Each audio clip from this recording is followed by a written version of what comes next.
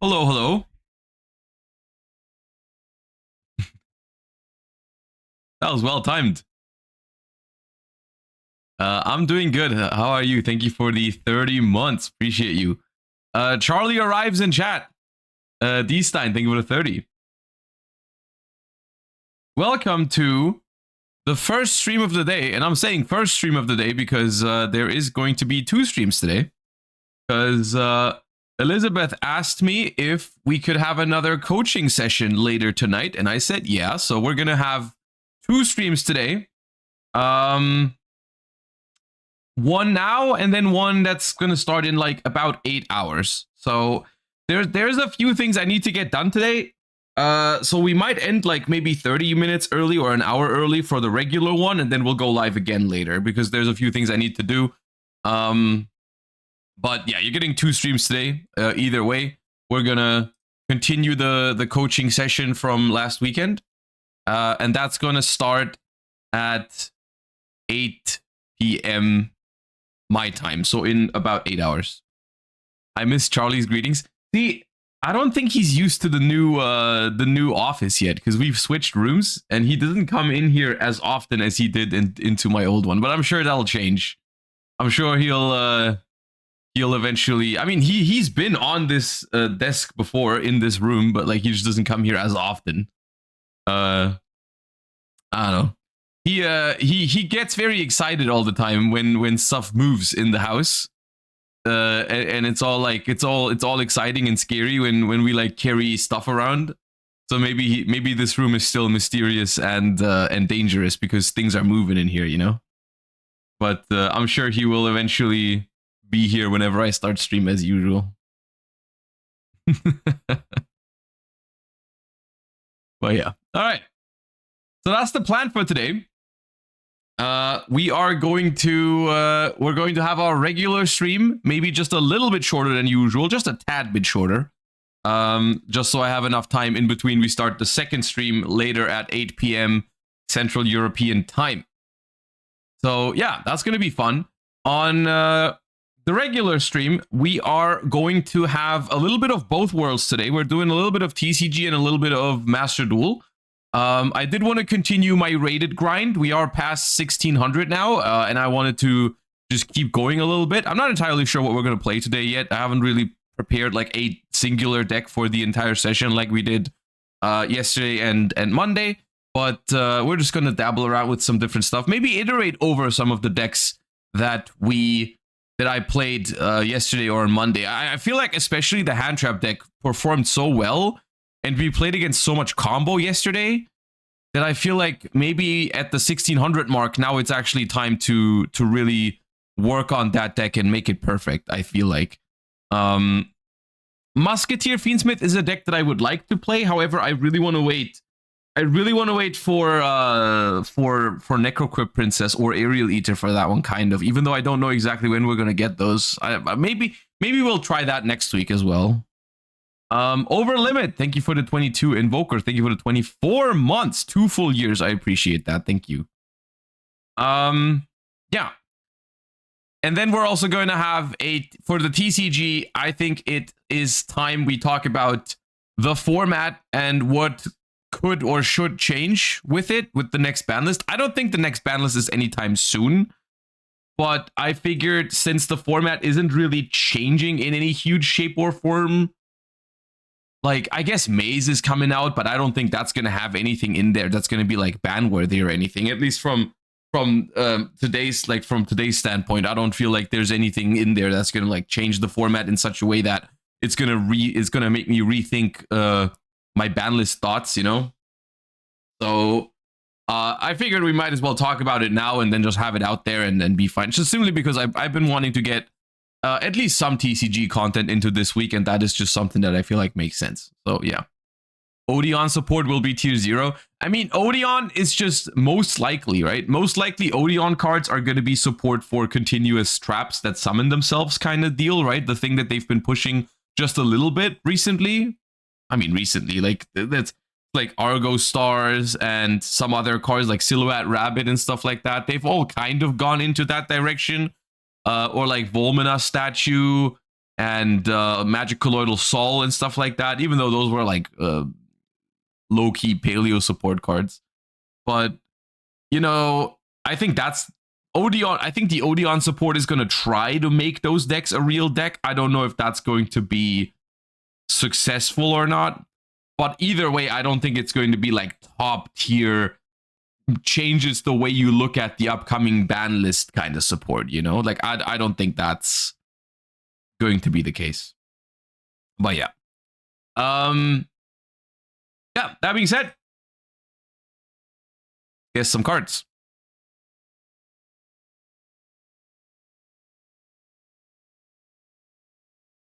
Argo Stars needs Invoker back. I don't know if that's what Argo Stars need.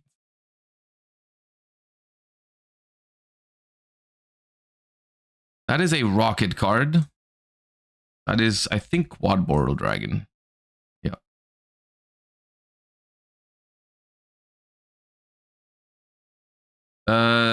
Z? Right? Metal Tank.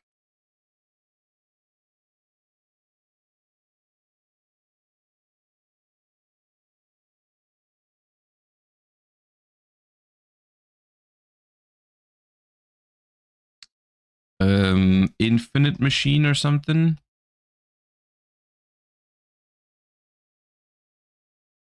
Chaos Infinity. Okay. I need to try and think of the 15. Appreciate it.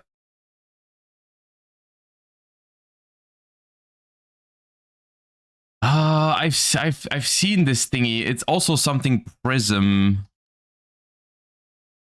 I think it's Anti-Magic Prism. No. Dark Mimic, level 1.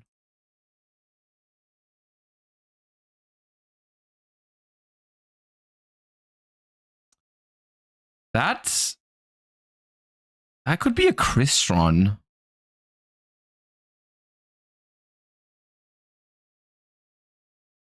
Crystron Triss? Tristalos? No. Vern? This Vern. Crystron Fist Vern. Okay.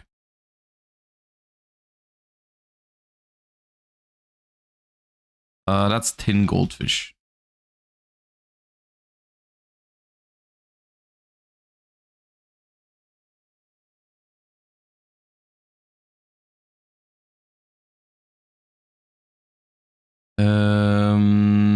That's a Morphtronic card, but it's a spell trap. Morph Transition. Okay. I can't tell him it.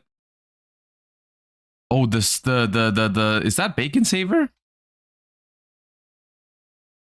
No. Dread Scythe.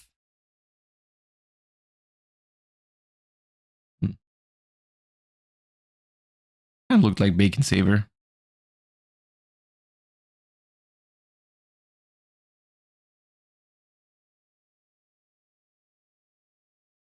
That's a Phantom Knight. Mist Claws.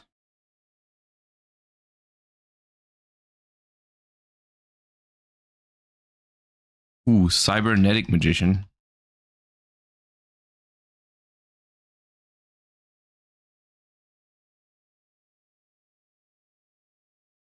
Oh, that's an old card. Yeah, the little robot. What is it called? 1650 attack. Throne Protector of the Throne? It's not Invader. Invader is the one. Yeah, no, it's not that one. But it is something Throne, I think. Guardian of the Throne Room? Yeah, that one.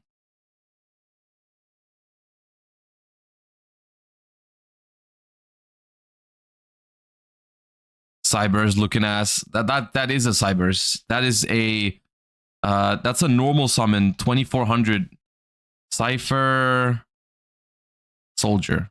No, Storm Cypher. Yeah, you're right. You're right. Storm Cypher, not Cypher Soldier. Yeah. Green. This is the spell card that gives you 700 defense, isn't it? What is it? Am I tripping? That is that card, yeah. Reliable Guardian.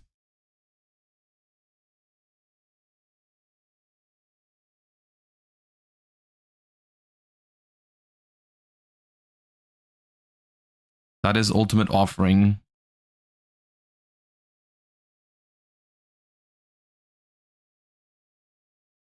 Ooh, CG art.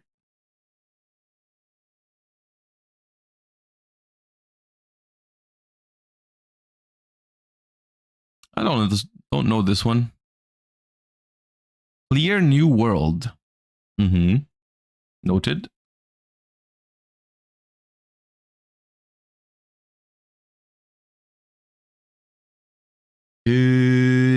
Gladiator Beast card. Is it Comeback? There's only one card in all of Yu-Gi-Oh called Comeback? That's weird.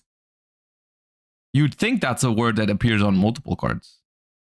Okay, so that's Magical Android, but not on Magical Android. Rejuvenation. Psychic Rejuvenation. Okay.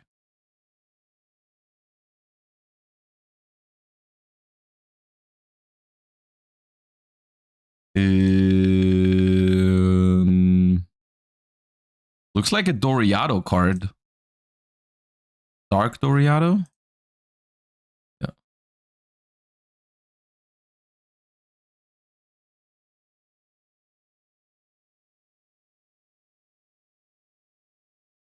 That is Clock Wyvern, I think.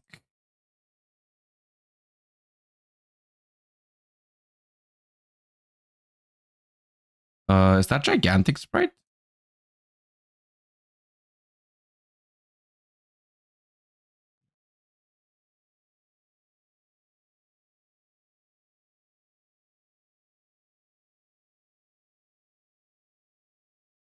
That is Ally of Justice, Decisive Armor.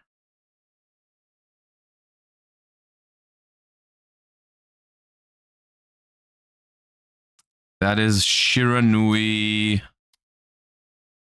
Oh, God. Is it Squire? It is Squire.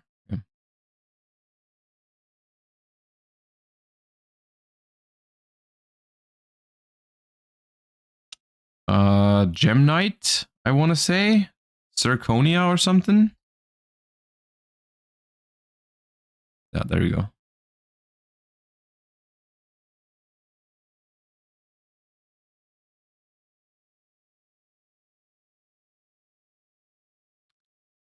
Oh, dude, I know him. Yeah, he is a Baron. Baron of the Fiend Sword.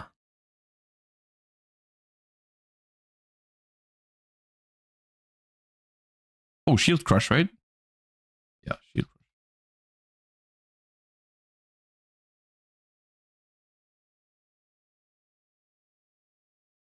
Is Zodiac Bunny Blast, I think. No. Oh, Chakanine. Okay.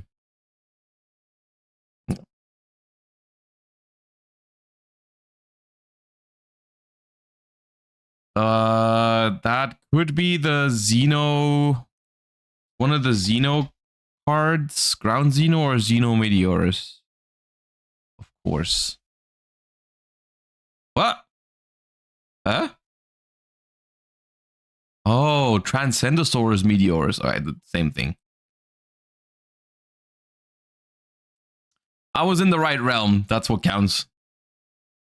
Oh, I know this card. Oh god, I know this card. Monster Rebirth? Monster Recovery? Yeah. One of those. Yeah.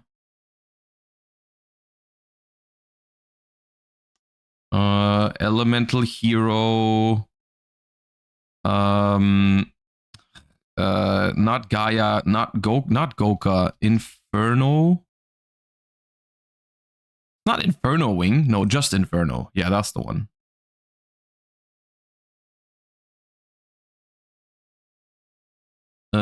That is Soul Horns.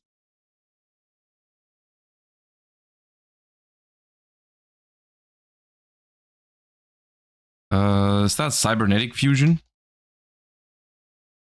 Oh, that's not a thing? Oh, is it just Cyber Fusion? No? Eh? Cyber Load? Ah, okay.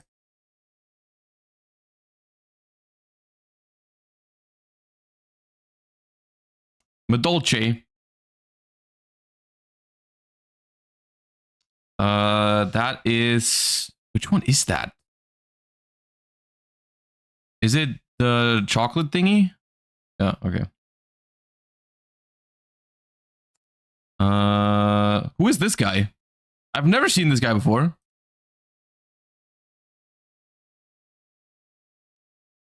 Genuinely, what is this card? Dimension Explosion?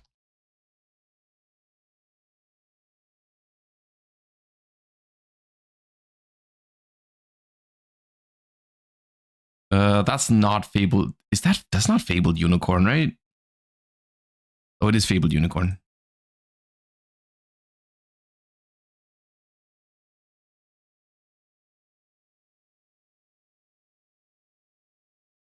That Mighty Master again? That is Mighty Master again.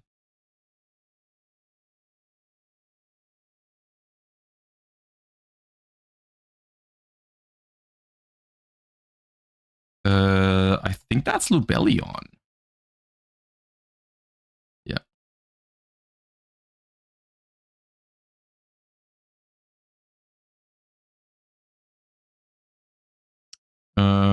This I do not know. Clock Arc.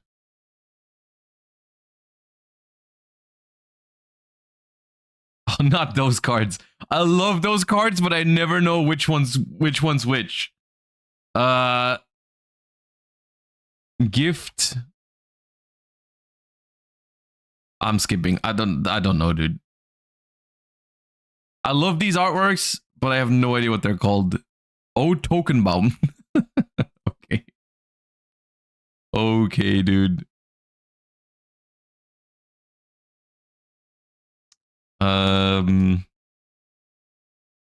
No, this one either.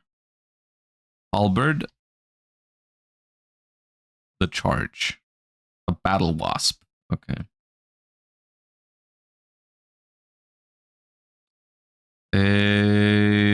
Looking metal for... Looking... Is that Gold Driver? That is Gold Driver, okay. That's Living Fossil.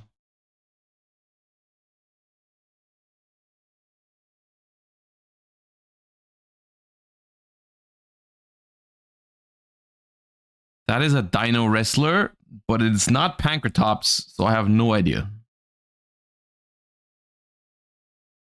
Iguano.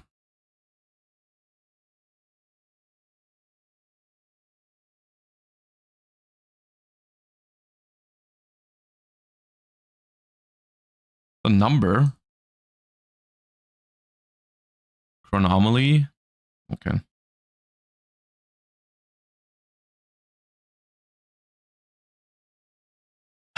World Legacy, World, that's definitely the lore that we're in. It's not Avramax. It's not Avram. It's not Avram. Oh, that's the Crusadia. Crusadia Maximus. Yeah.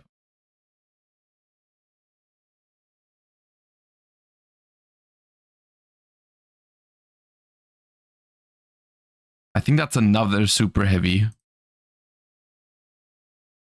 But prepped defense. Prepped defense. All right. Noted. This is like Dust. Diamond Dust Cyclone.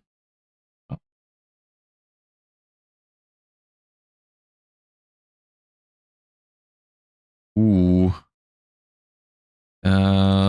Boar Soldier. Yeah.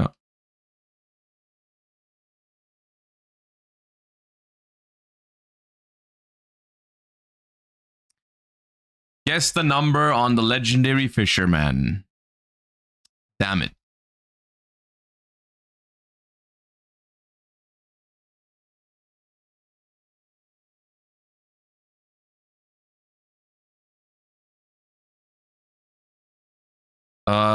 World Legacy or Crawler or something. It looks like Crawler's doing some stuff there. Crawler. Well, we will never know. 851 is pretty good. We've been good this week. I think the worst one we had this week so far was 799, which is also not bad. Not bad. Why are we saying wash now? Why is it not even 900 shaking my head now? Nah, you guys are not being reasonable right now. I just can't have anything nice. Okay, so we're looking at level 4. Effect monster, more than 15 attack, less than 15 defense. Newer than 2015. Not an exceed, not a dark. So why don't we try an 1800? 1800 is like very very common number. Josh intentionally avoiding higher or lower. Funnily enough, I was going to play that today because I feel like we haven't done that in a while. Let's do safer.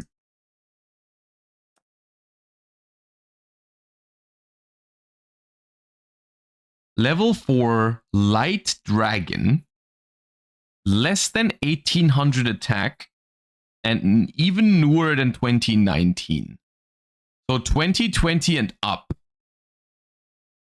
And its attack is 1600 or 1700. Dragonling? I don't think Dragonling has that much attack, right? 1500.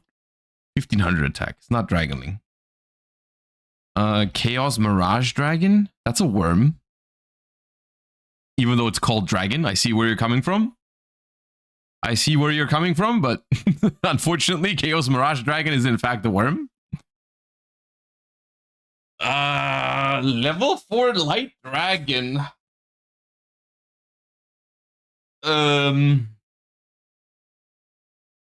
Level 4 Light Dragon from very recently.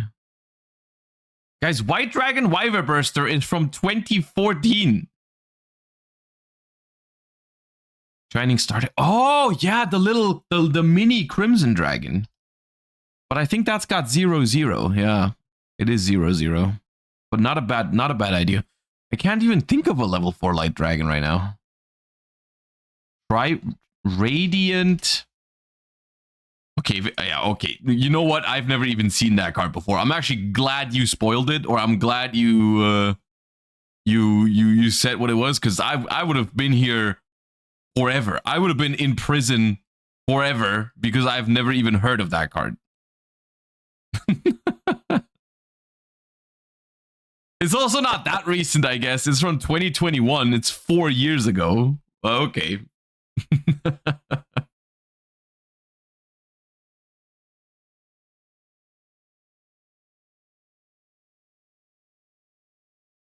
Brago, thank you for the 29 months. Hi, Giada. How you doing?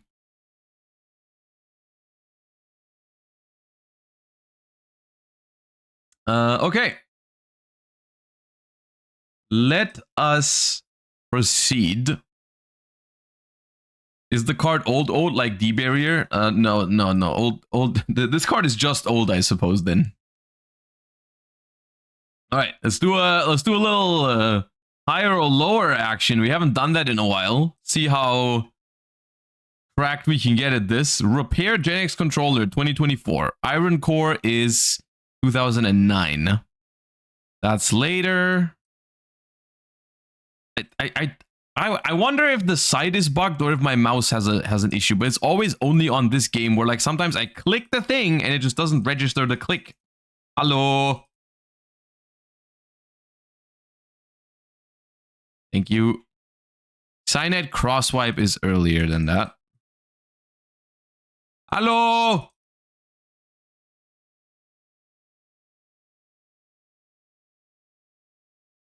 Malefic Paradox Gear. I have no idea when that came out. I would guess earlier.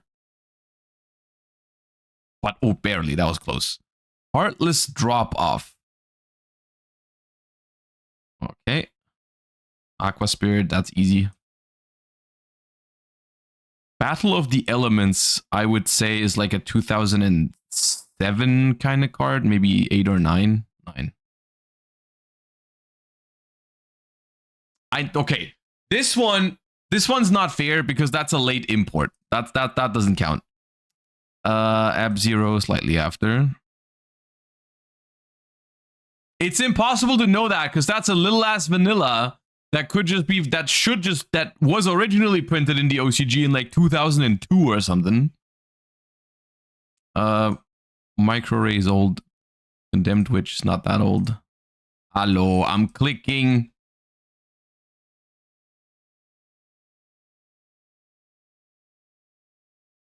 Majestic Absorption. I've never seen that card. I don't think it's old though. Like not that old. Okay, if this is original Wave of Orcus support, it'd be before this, right? Yeah. Gear Town is like 2007 or 6 or something. 8. Disciples of Draco Phoenix. The site is bugged for me too. Okay, I'm glad it's not just me. But like sometimes it just does not register my clicks and that's annoying. Umbra Mirage is, I think, the latest Elemental Lord. I think slightly older, but this could be wrong. Okay, yeah, it was slightly after. Oh, dude. Okay, now that side is just dead. Okay, no, never mind. River is later. Warlord is earlier. Tsukuyomi's later. Hello. Mimesis Elephant. Is that a very old card? I don't think it is. Hello. Yeah. Oh, that's 2022. Weathering Soldier. Later. Trampolinks 2015? 14. Libromancer Magic Girl later. Closed Forest is hella old. 2010. That is even older. Ooh. Oh, that's mean. Ojama Knight is a GX card. Which set is Ojama Knight in? Which set is Ojama Knight in? Is it even in a... Is Ojama Knight even a main set card?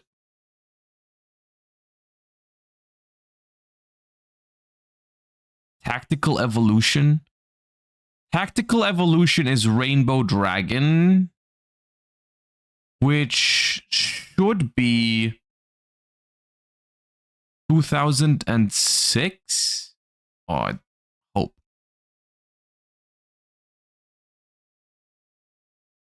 Oh, that was mean. That was mean. They were so close to each other.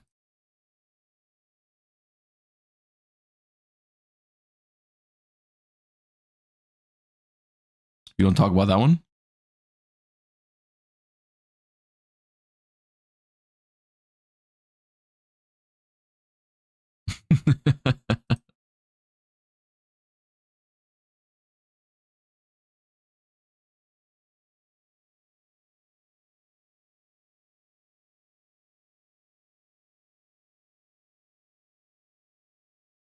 Why are there so many zeros in chat right now? I don't get it.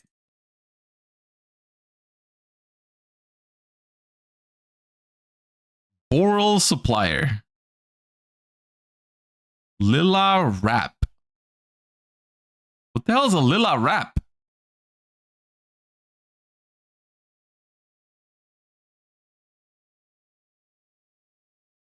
Oh, God. Raid Raptor Rise Falcon.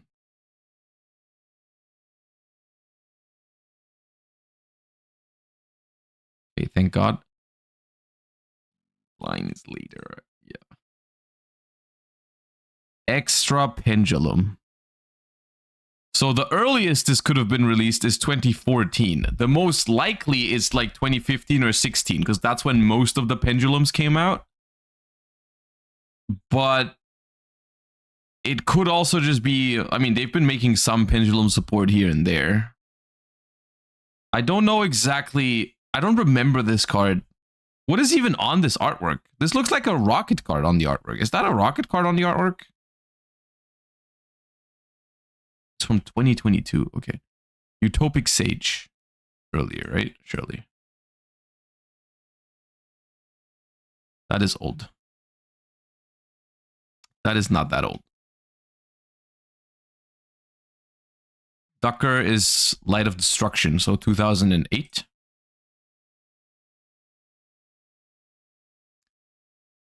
2010? 11. 2013? Oh, 20. Durandal's Legacy support? Dice Jar. Burst Return should be 2005 or 6. Power Giant. Oh, Power Giant should be slightly after 2010. Yosenju is later. Okay, we're getting a run going at least. Mystery Shell Dragon. Yeah. Right for Patchwork. Oh. Right for Patchwork.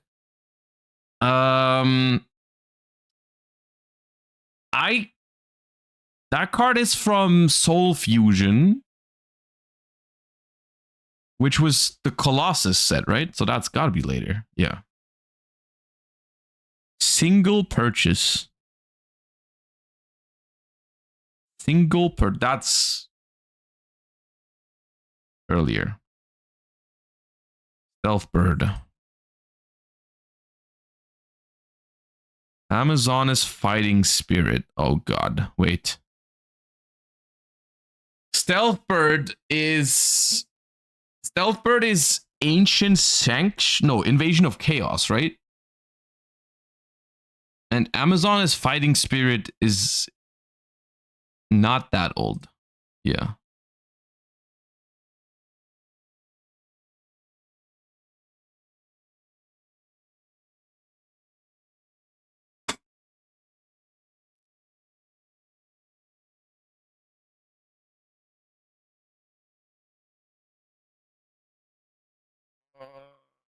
This is even earlier.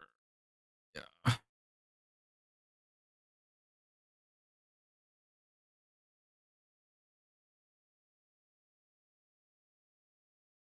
Oh, later, right? Phantom Knight's 2016. Yeah. Dragon Mate, Welcome. Gotta be later. What Tail Dragon is earlier.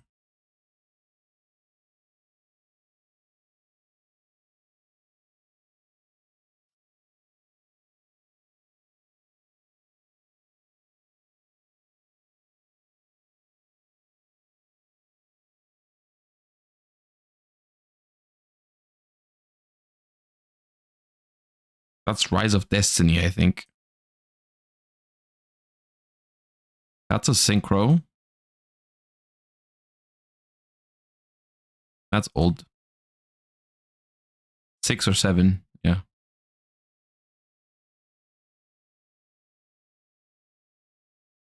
Hello.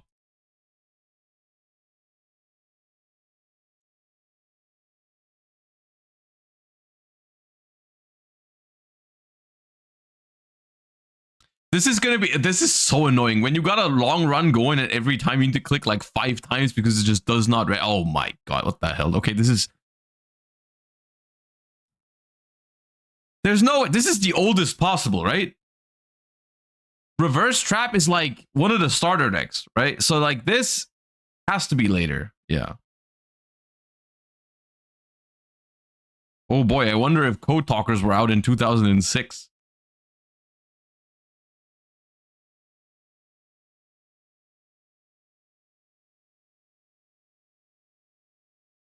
Wait, Skelengel is 2006? You can't play that card in like goat format? Really? Where did this come out?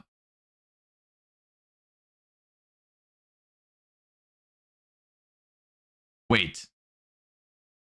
Yeah, no, this is later, right? Yeah.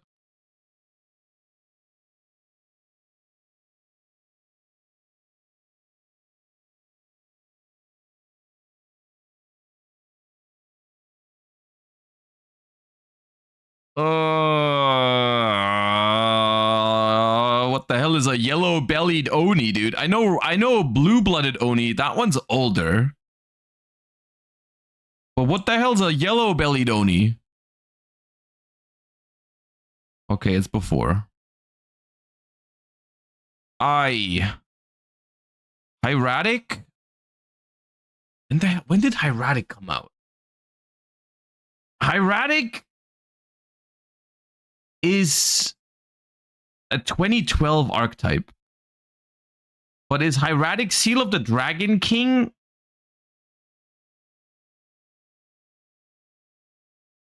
Oh.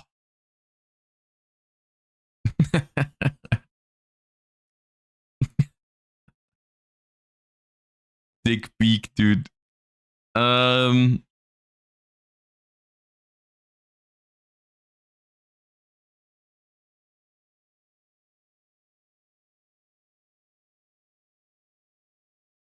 Link restart. All right. You know what? All right. Okay, dude. That's fine.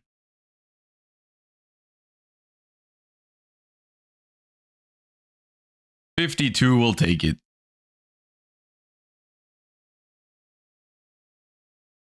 We will take it. All right. There's not a whole lot to talk about today before we hop into... I figured the order I want to go in today is I want to start playing some Master Duel, and then we'll do the TCG talk a little later once everyone's here, because I want to get a little discussion going as well while we're doing that. So we hop into some gameplay, and then we do TCG Banlist Talk, format discussion, whatever you want to call it. Yeah.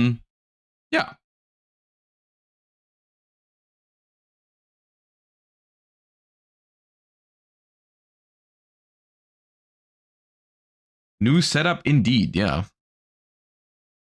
Okay. Did you talk about the Master Duel ban list? What, the Swap Frog one? Yeah, we did. So we are currently sitting at 1606. Yeah, just at the bottom of 1600. Not too bad. Yesterday, we spent all day climbing or trying to climb with the Fire King deck.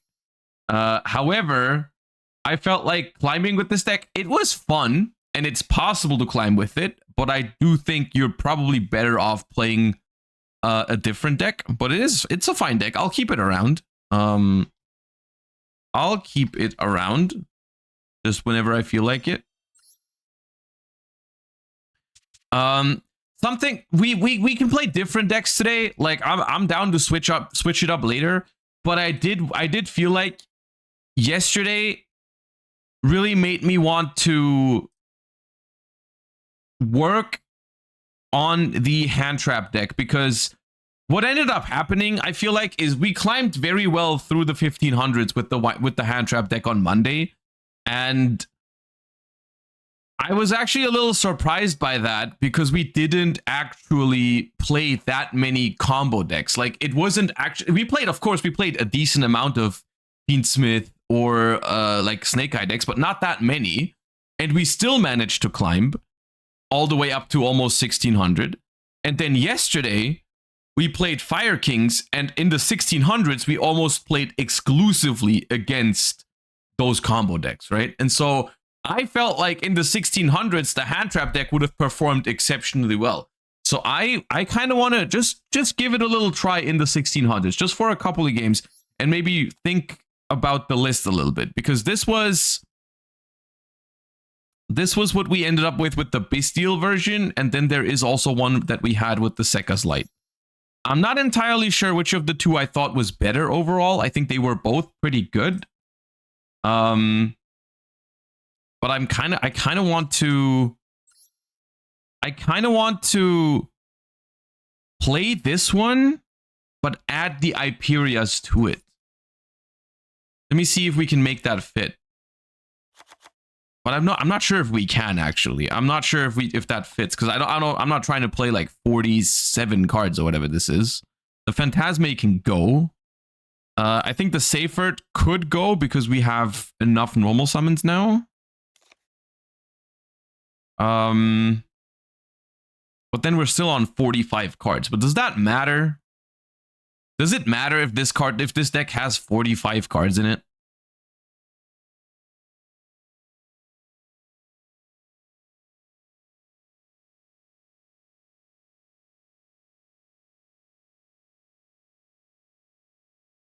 Not really, right? We do have to play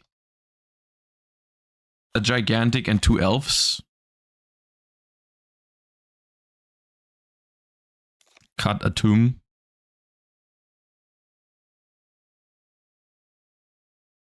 Cut Chaos Angel because we cut Seifert. 1 Elf? No, you cannot play 1 Elf. You need 2. And then it's probably this pattern, right? We didn't use that much. Most of the games you will break into hand traps. Have you read the deck? Yes. Yes, I will draw a lot of hand traps with this deck. Ain't no way.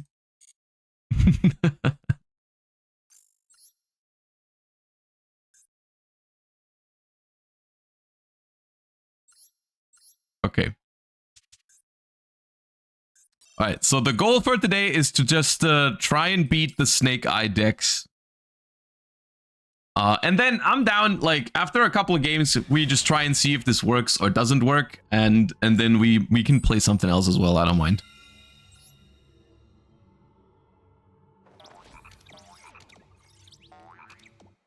We do go second, yeah. We've been blinding second all day on Monday, and it went surprisingly well with this deck. Jesus Christ.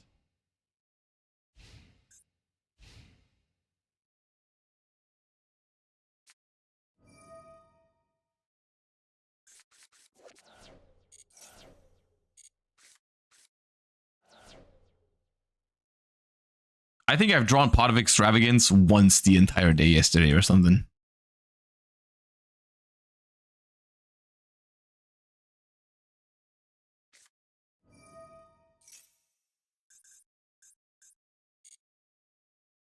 Okay, dude.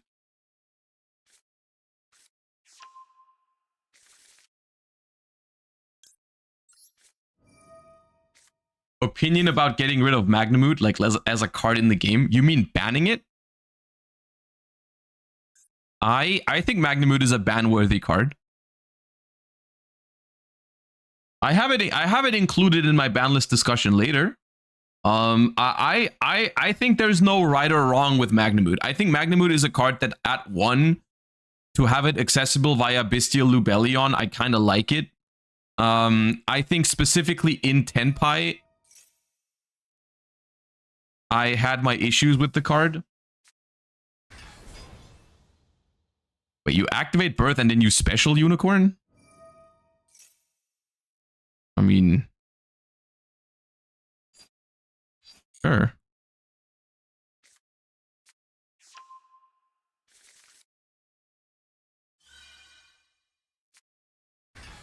Ah, because you draw Fenrir and Unicorn. I see. That makes sense.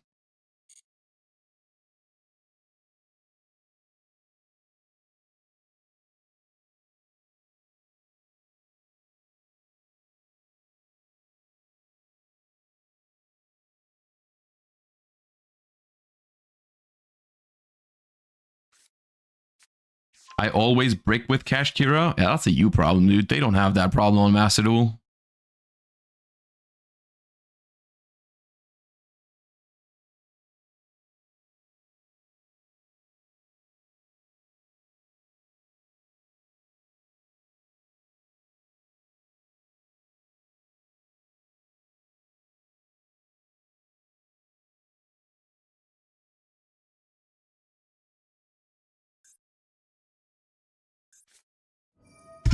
So here's the problem. If I ash this, the chances are if I ash this, they just end on Unicorn Fenrir. And I don't really beat that super well. If I let them do this, they will probably let me draw at least 2 more cards. I'm going to need an out to a Rice Heart, though, which I don't have that many.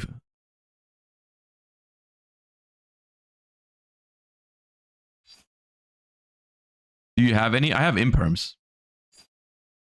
Which is not that many. I guess I could Ghost Ogre the Rice Heart, right? I think it depends what they summon here. If they summon Rice Heart, or they summon Ogre.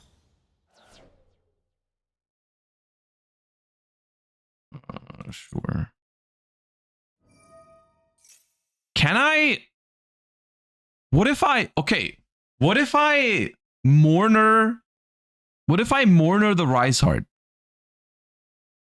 And then Mourner gets banished. But then a Rice Heart still activates, and then I Ogre it.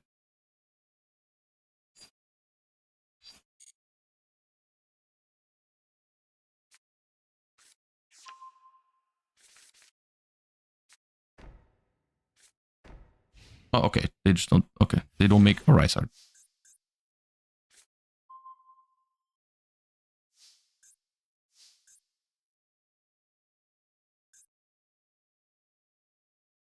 Okay, so the card they searched was Preparations.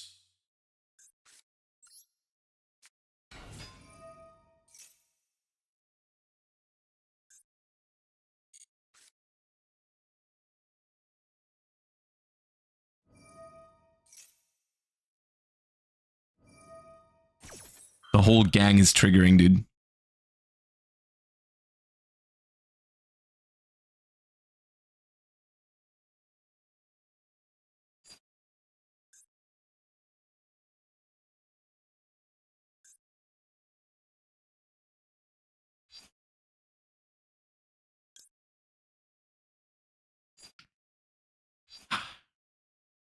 What am I supposed to do, man? Like, I get 1 light in the graveyard that way. Okay, sure. Yeah. I get 1 light in the graveyard. Serenir to get to Lubellion. They have Fenrir banished still.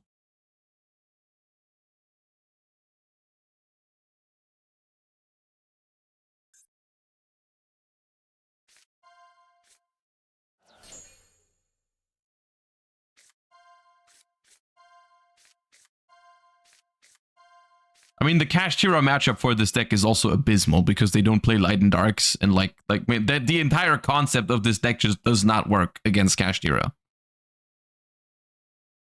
Is Zeus still in the deck? Zeus is in the deck, but I can't make it.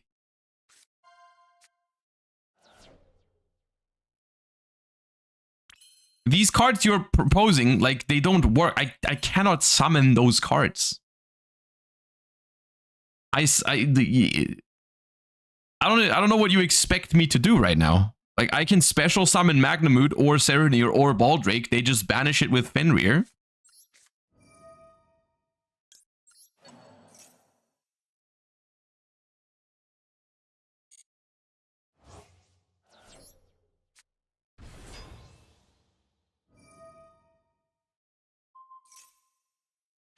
And now what?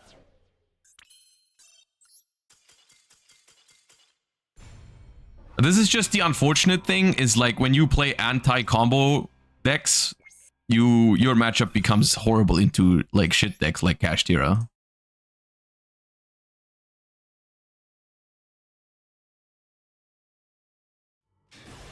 So obviously that's the first thing I run into when I queue this deck again. And obviously now I start winning coin flips again too when I'm playing a blind second deck.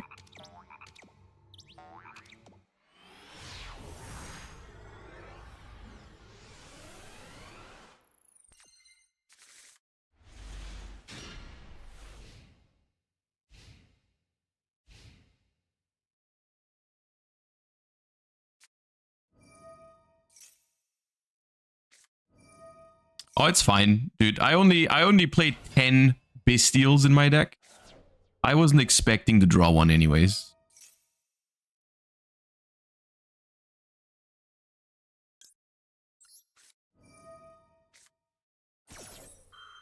Shut up. Lubellion does not count. They will use Grief, don't worry. Oh, that'd be sick, yeah. If they used Grief, that'd be great. They would do me a huge favor.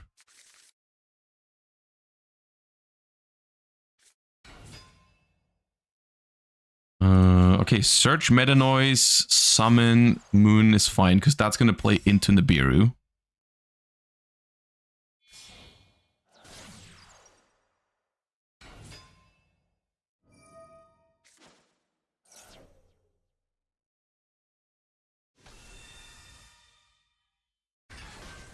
I should probably nib on the Engraver immediately, just in case they make Beatrice without going through sequence. There's a chance they do that, and I don't want to, like... I don't want to risk that they make Beatrice instantly here. Yeah.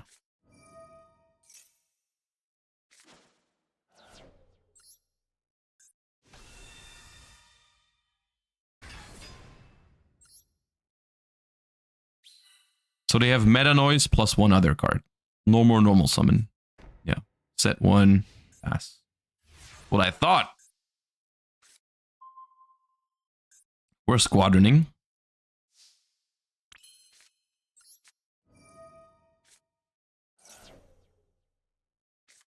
Oh, that's so mean! That is so mean, dude. Tan Gentleman, thank you for the 14 months. If you took Paleo into the Duelist Cup and played every hour without sleep, how many games are you getting through before the cup is done? Well, like 2. So Meta Noise, big token.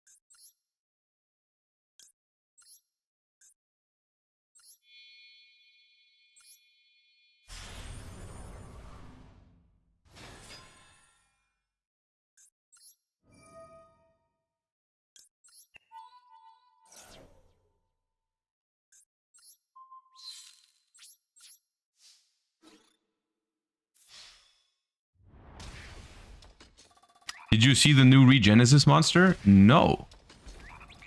Is that on yugioh already? Not yet.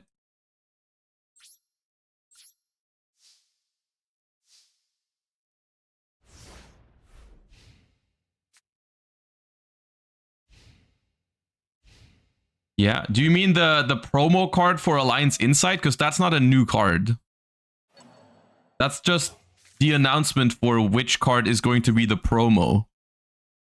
That's not a new card. We already knew that card was in Alliance Insight.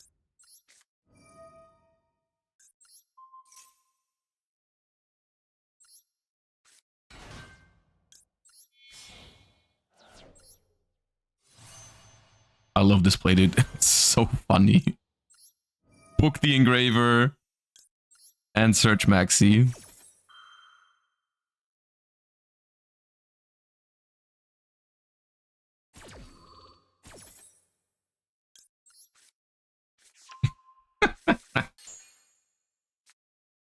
Dude.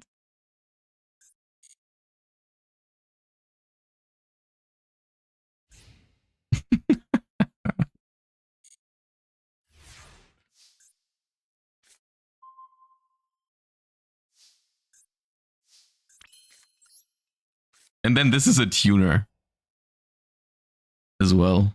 So he could make Baron with it. I'm not going to make Baron now because this is just game. This is just game, whereas if I make Baron, I can't pop because of my Typhon. So we'll just do it this way. Double piercing? Yeah, 24 versus 24. Double piercing gonna go crazy. 2 times 0 equals 0 damage.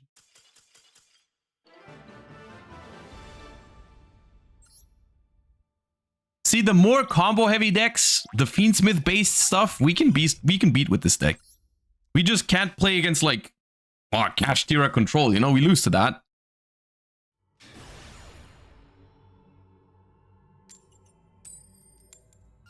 I've won every single coin flip since I started queuing this deck, by the way. Every single one.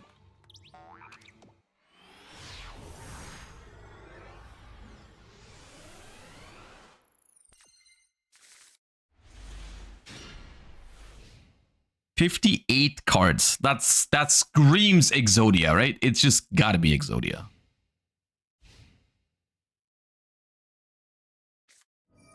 Bestial Lubellion. Okay. That does not seem like Exodia. Branded? Well, my hand's good against branded.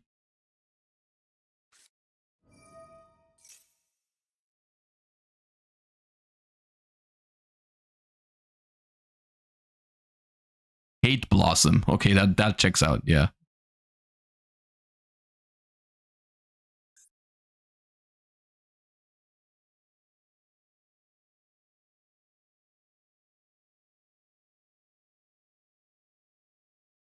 That is branded that plays Shaddoll Schism. And what makes you think that? Why do you reach the conclusion that they play Shaddoll Schism in their branded deck? Because they play 58 cards exactly, and that's always that? Should I Retaliating See on deployment already? It feels a little early. Because can't they, maybe they can go, can they go Albaz and fuse with my Retaliating See? But I guess then I just search Maxi. I'll change.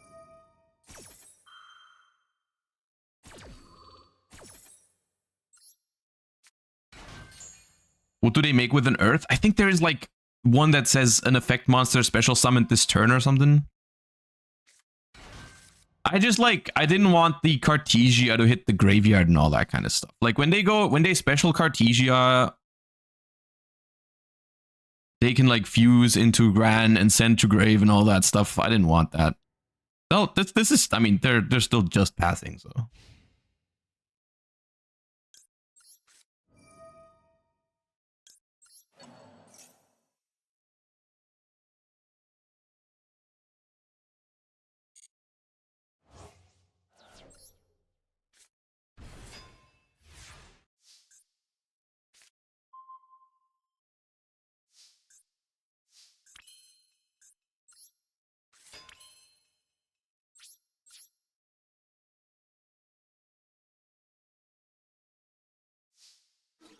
Goblin's Crazy Beast incoming. Unfortunately, I don't play that. Unfortunately, I don't play that one.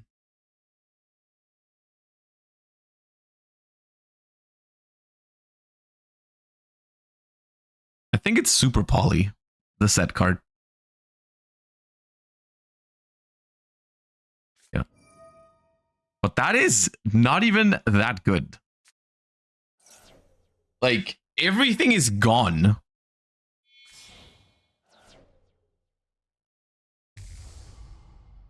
I guess they search with branded lost. Is the annoying part. Yeah. Why would you even activate this? Is there a good banish?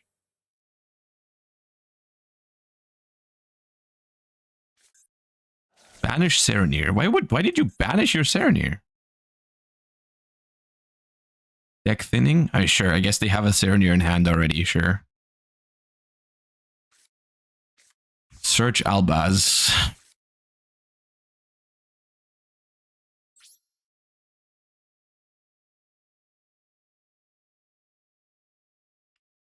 Okay, main phase 2. Probably make SP here by normal summoning Fuva. and search Maxi for their turn. They have Serenir and Albaz. I do play Almarash. Yeah. Banish Lost. I kind of want to banish the Grand Guignol because, like, that's going to be a pain in the ass if that just sticks around. I mean, banishing Lost is also pretty good. But this dude is just 2500. That's going to run over my SP Little Knight.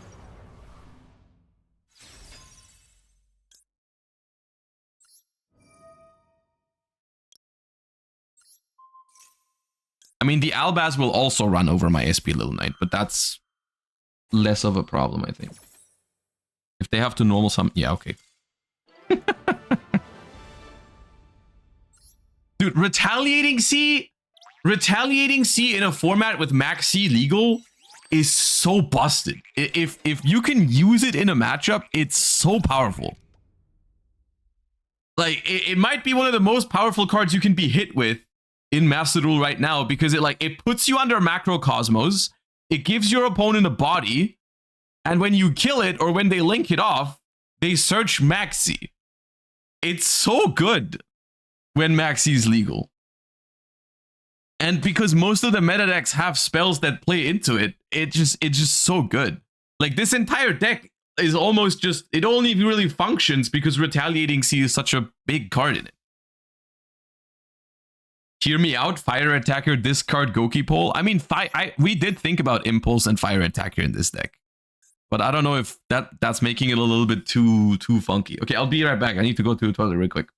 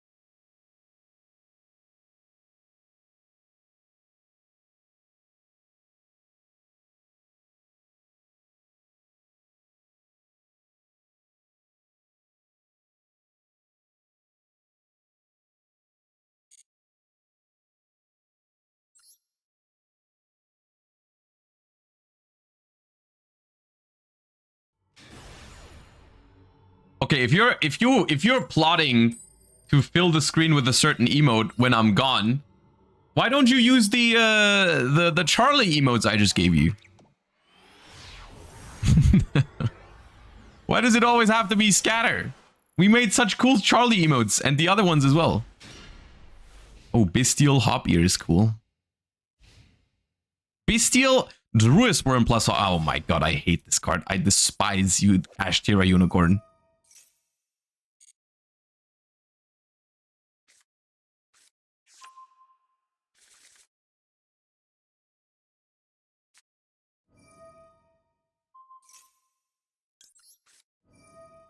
Why am I playing 4 games and half of those games is pure Kashtira? What the hell is going on in Master Duel right now? Why are people playing this terrible deck and why are they drawing playable cards with it? Like, your deck has 4 good cards. 2 Unicorn, 1 Fenrir, 1 Planet. How do you open them every single time?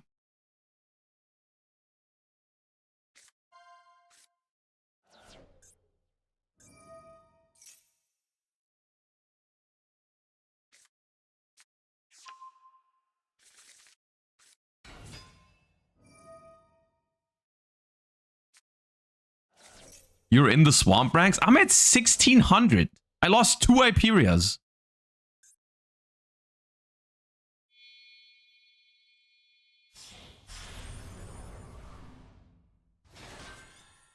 I literally cannot beat a Rysart with this deck. I just cannot beat a Rysart.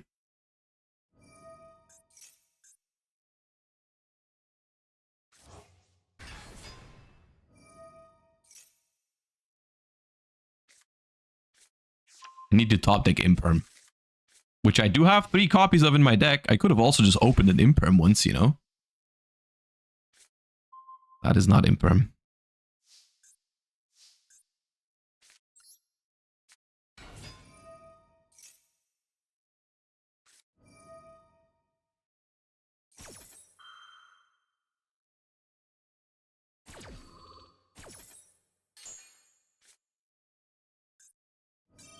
Dude, I despise Kashtira, man. Can I just not play against that stupid shit deck? Like, if I was playing an actual normal Yu-Gi-Oh deck, you'd just be destroying these endboards every single time. Can you guys stop playing that deck, please? It's not even good. It's like the only deck you're farming is me. Everything else you just lose to anyways.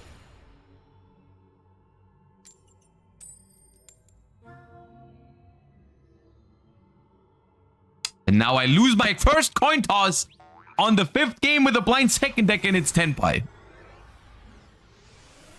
Jesus Christ.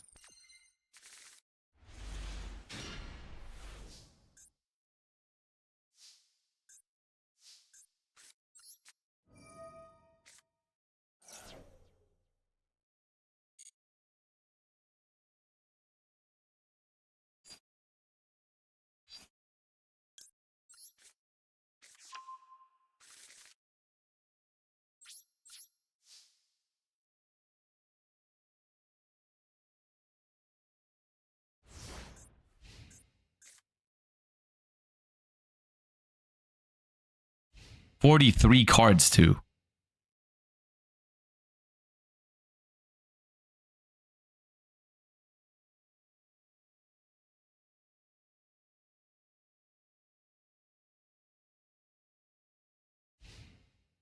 End phase. Okay.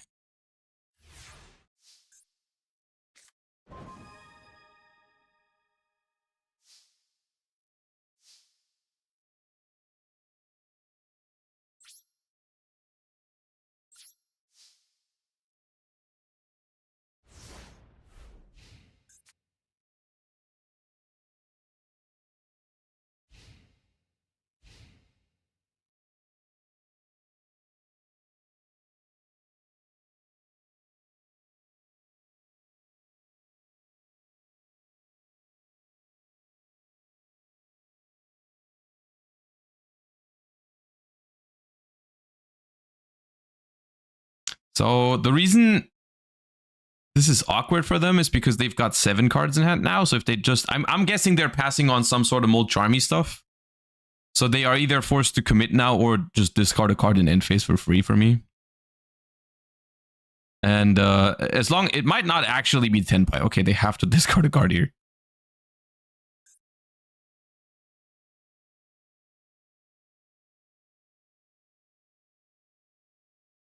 Three plus 1, we take it.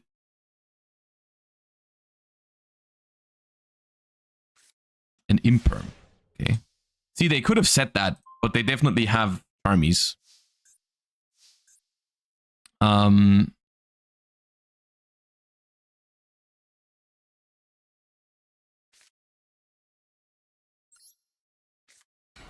We'll give up on this Fuva.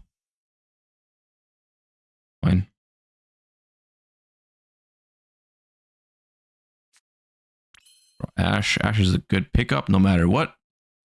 Well, there's only Lubellion in the grave. There is an argument maybe to play more Capshell, like 2 Capshell, 2 Hyperia instead of 3-1, because Capshell is a dark that you can link off to summon your Bestial immediately off of banishing it. That is neat. So I've been thinking about that. Magna. They might have their own Bestials.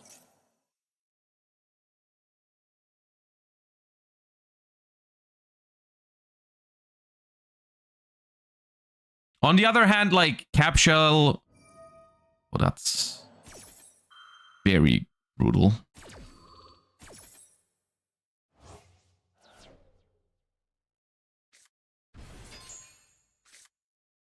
The fact that they have their own. I'll mourner that.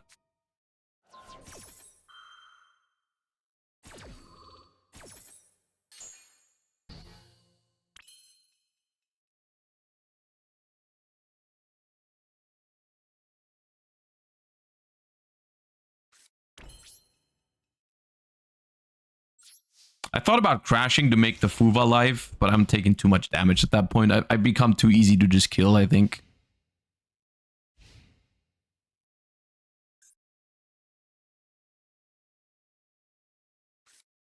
It is Tenpai. I knew it was Tenpai. Just 43 terrible Tenpai list, probably. A deck that should never have this many cards. And is probably still just gonna kill me with it.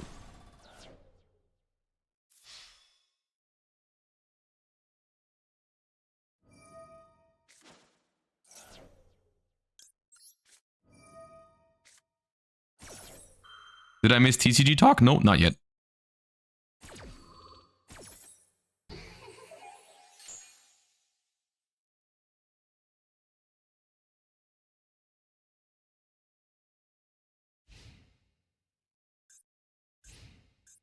I am in desperate need of a light or dark in the graveyard.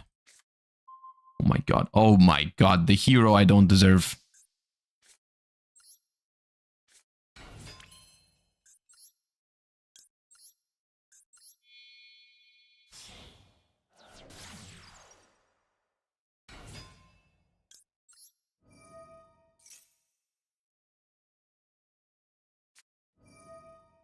Ooh, that's a good Phantasme. That's a good Phantasme. I'll chain my Magna here. Don't want him to top deck backseat.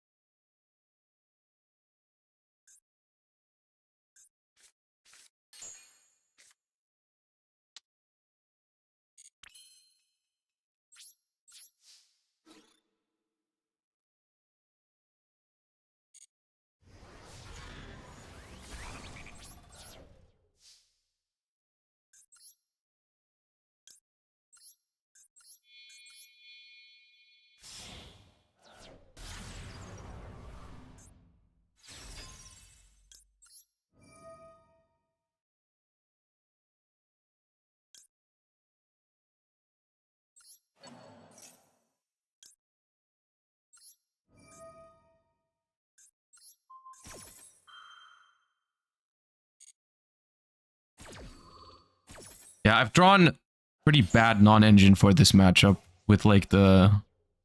It's not over. It could be okay still. We'll see. I just haven't been able to summon my own Magnamood is a big problem because they've had counter Bestials all the time so far. Every time there was a light or dark in the graveyard.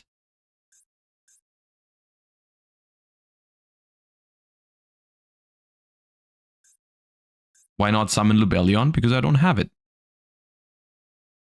Their hand is now expected to be a lot better than last turn because they drew 3 new cards, right? They got 2 off Phantasme and a card for a turn. So like it's not looking too hot.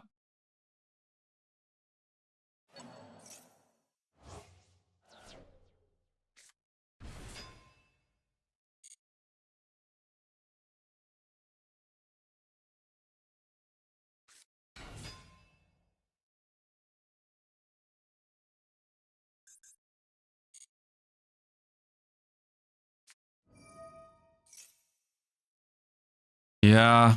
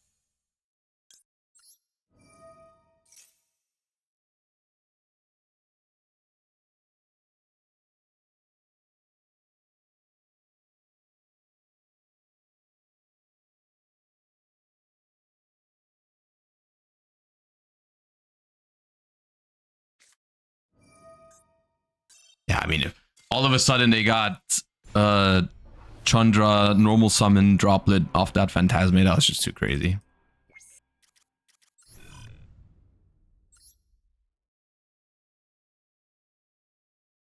So what is it? 5 games now? 0 Snake Eyes? Yesterday was all Snake Eye when we were not playing this deck.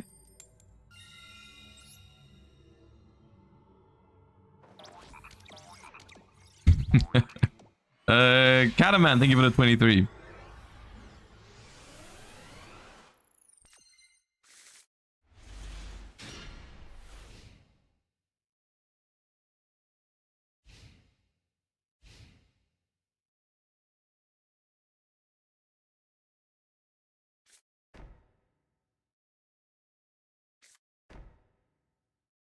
What is it now? Labyrinth? Bro, come on, dude. You can't be serious. I can't be hitting all these that's not possible, dude.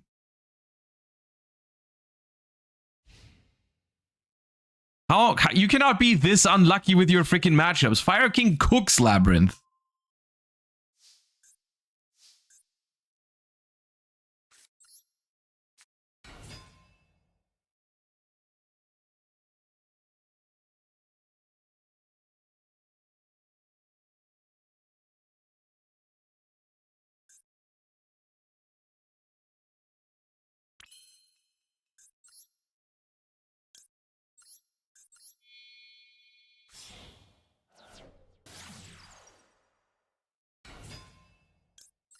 Don't you shotgun Fuba? No, I plan on ashing a welcome trap if they have one. So, no.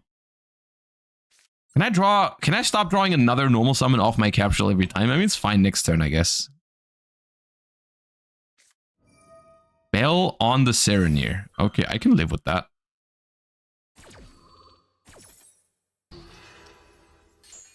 I'm not too worried about that. Do this anyways.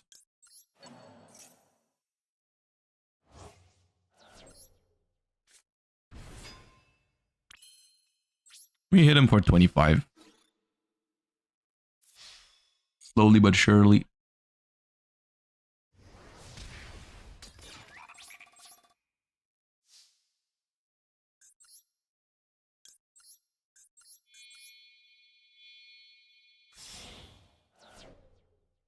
Bell, huh? Bell? What does that mean? Does Labyrinth play Bell?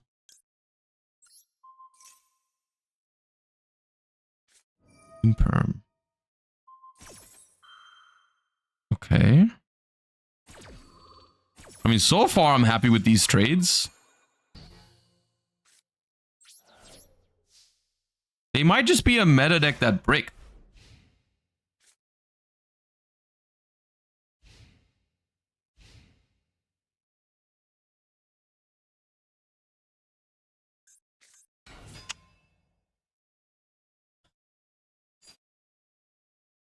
Out of all the cards it could be, it has to be Chundra.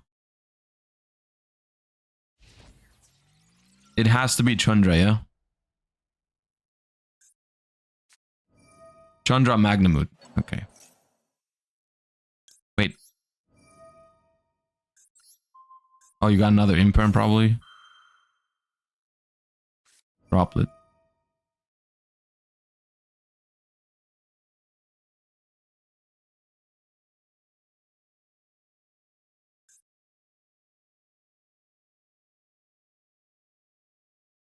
Wait, does this work?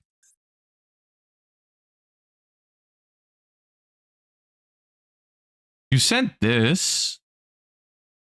This does not work. Send Magna? Oh no, it works now. No, okay. No, it works. Never mind. Yeah, I die. I think I just die. Because they just attack this now, and I can't Ash.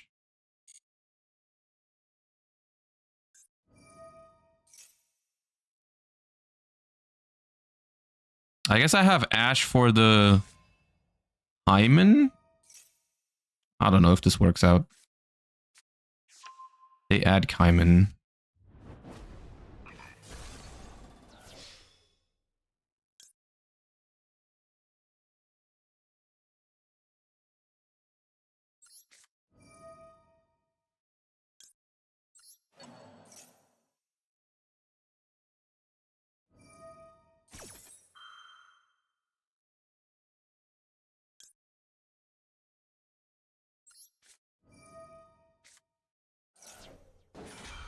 I mean, they can just chain the Hydra, right? But like, if I don't chain, I just can't have it.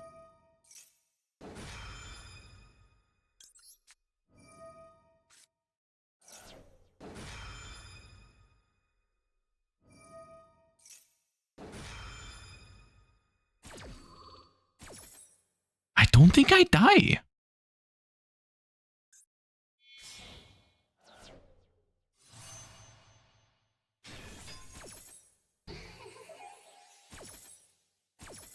Unless the set card is something completely unexpected.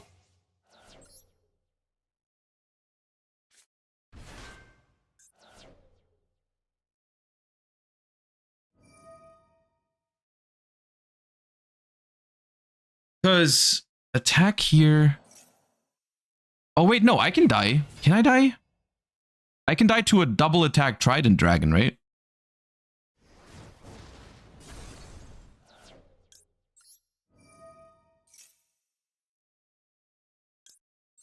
So I would need to draw a base steel from that, yeah. Or Imperm, I guess. No, Imperm doesn't work because this is exactly 56. I need a Bastille.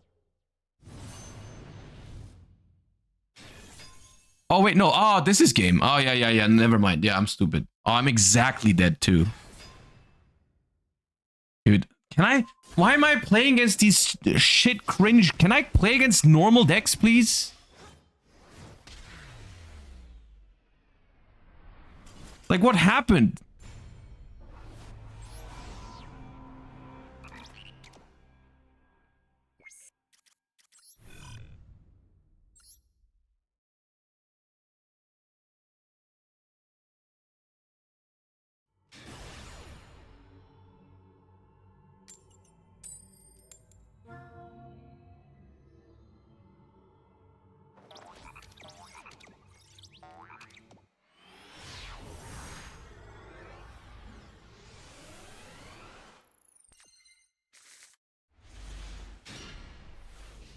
Can I play against normal decks, plays Handtrap pile? Yeah, because I'm trying to find a deck that can beat the meta, but I feel like you can understand why it's frustrating when I'm only playing against 51 card Lord of the Heavenly Prison, whatever the fuck this is again.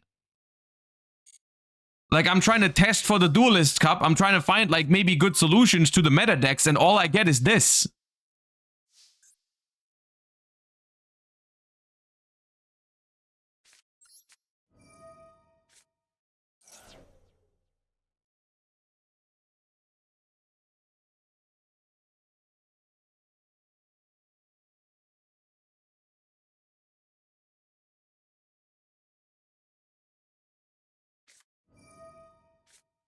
Yeah, open Ash in 51. Why won't you?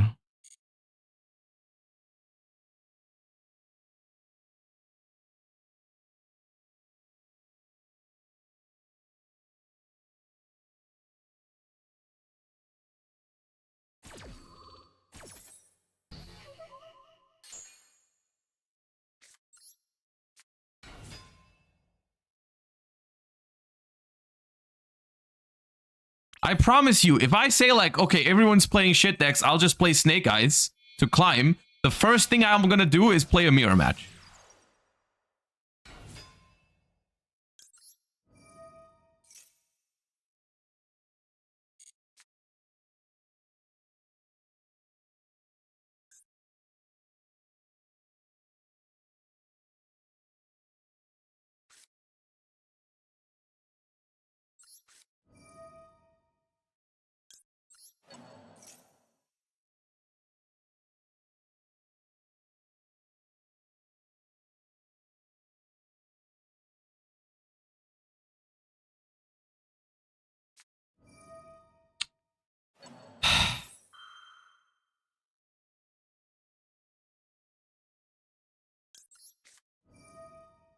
Oh, 51 fucking cards, man.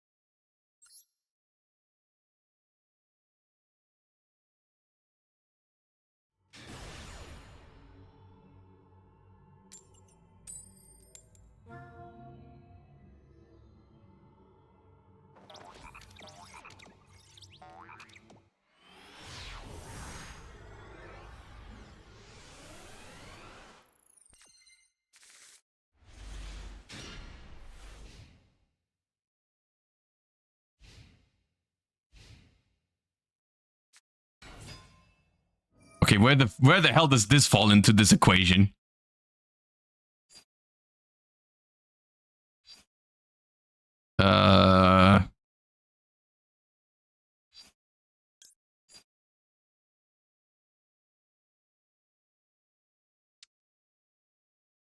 What's a good? I mean, I guess if I'm gambling if they have the thing to bounce anyways. Hopefully they don't. Yeah, good.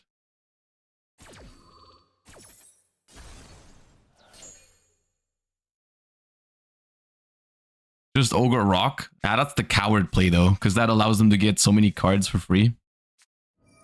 This forces them to do some very weird stuff. To even get Raisin back in rotation, they have to go Rock pass, basically.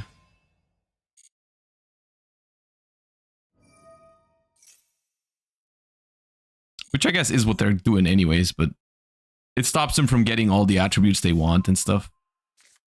They won't draw a card this way and stuff. Yeah.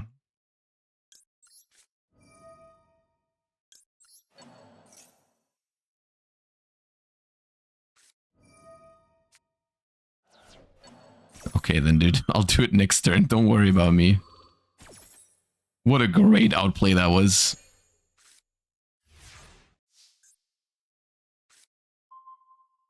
Ooh.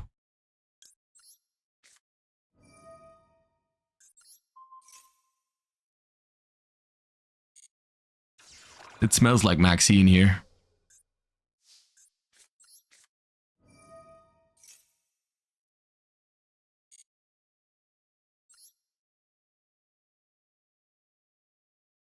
I think I'll place Oak.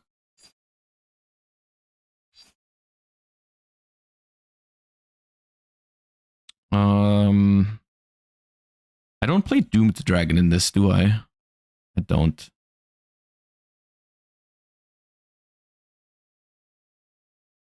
So like, if I could also place Flamberge, then I won't have access to this stuff.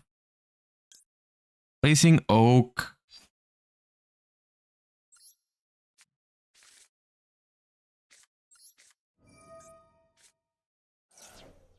Placing Snake Eye Ash is the most conservative play. If I assume I'm getting Handtrap completely this turn, it probably would be Snake Eye Ash. I don't know. It's weird. My hand's not that good.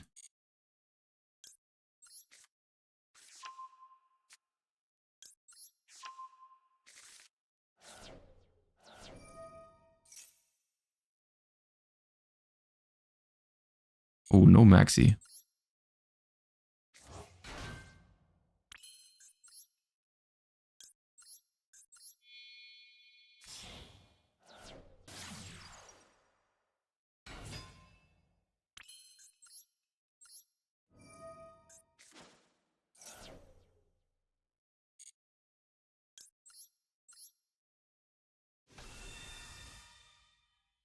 There probably will be a Bestial. I'm just hoping it's not Magnamut.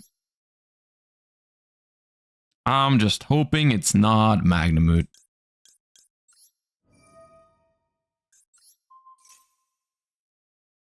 They could have a delay on just the rock, yeah. If I'm lucky, they have nothing, but like that's not super likely. Are they playing Vanquish Soul after all?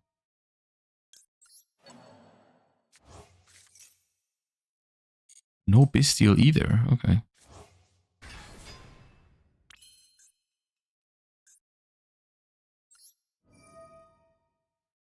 I guess this makes Small Charmy live.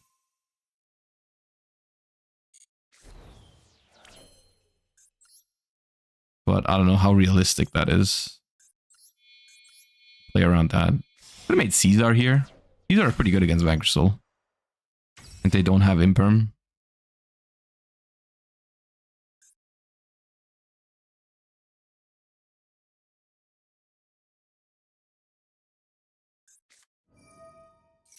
Fair enough.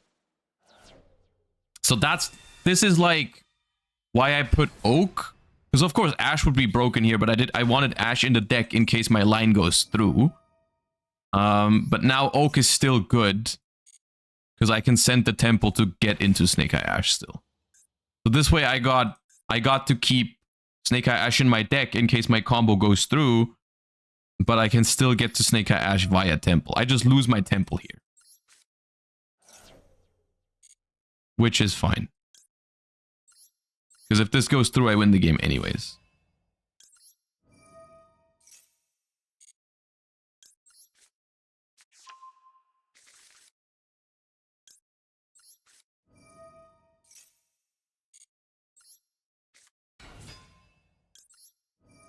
Now OSS cannot be activated, but that's not that necessary.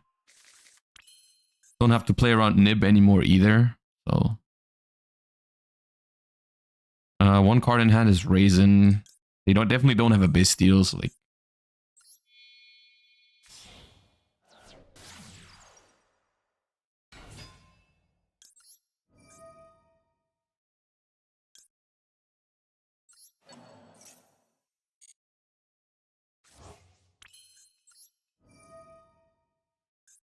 Eat out a raisin? No, they got it back in hand.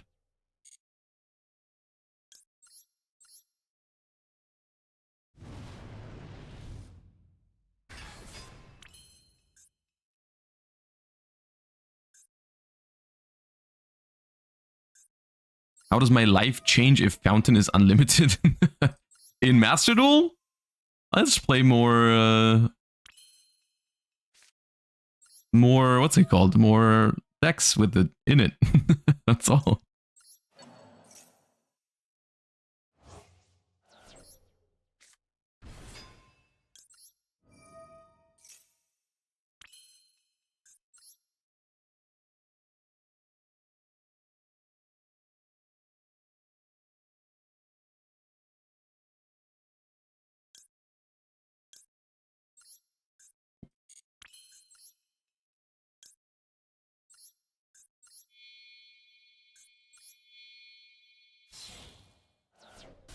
Wait, is this game now?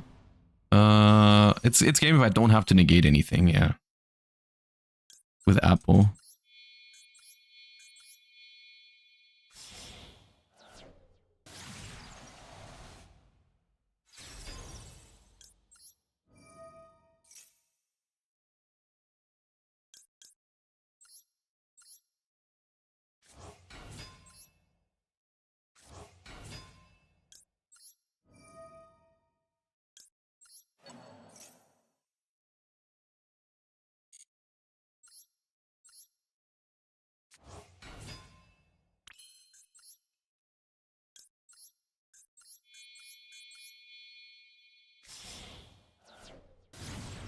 They have a Bestial Monka S?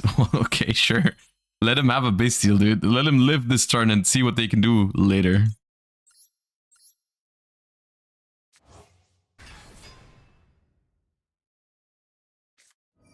The hell is this, man?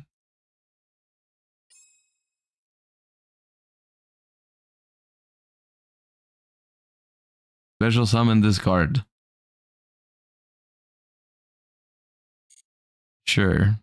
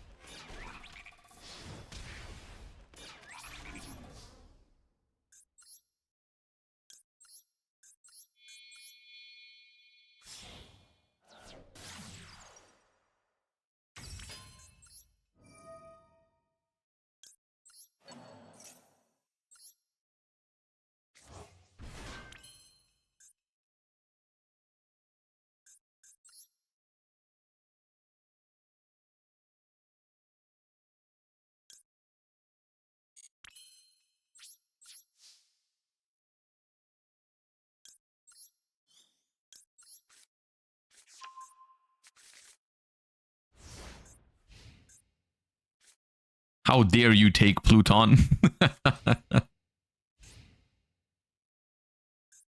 Activate. I didn't want to show them what I have in hand. It's only until end of turn anyways. I'll do it on their turn.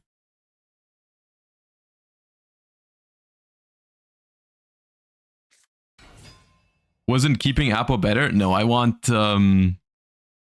Promethean in the graveyard.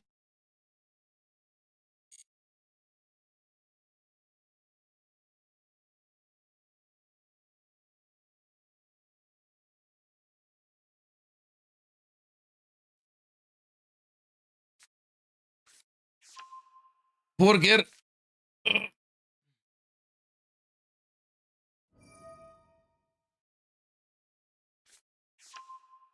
Yao Long and Burger.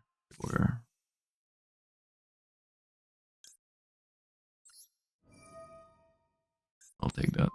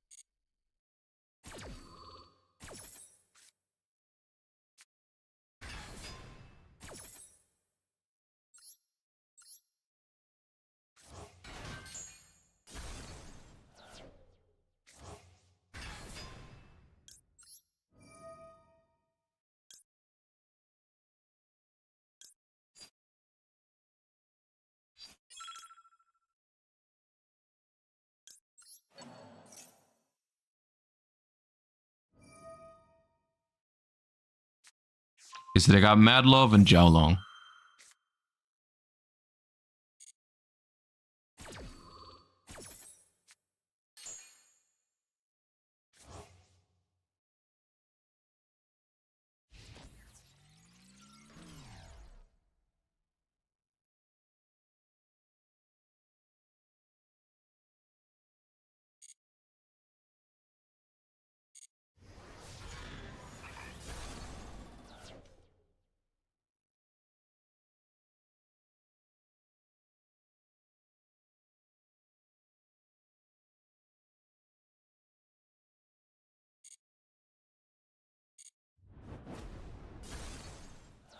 It did not attack the Pluton, unfortunately.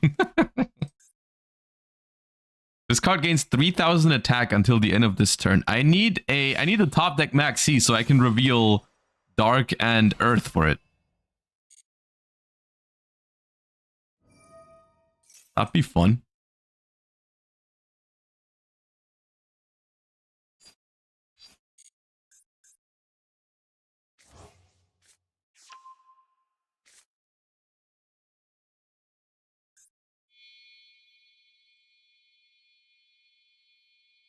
Ooh, Typhon steal your Nibiru. Let's go.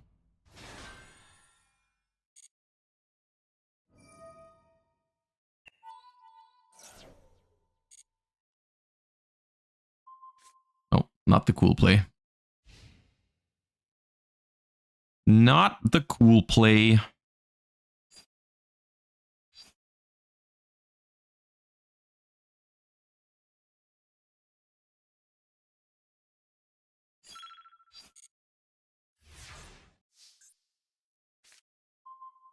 Ah.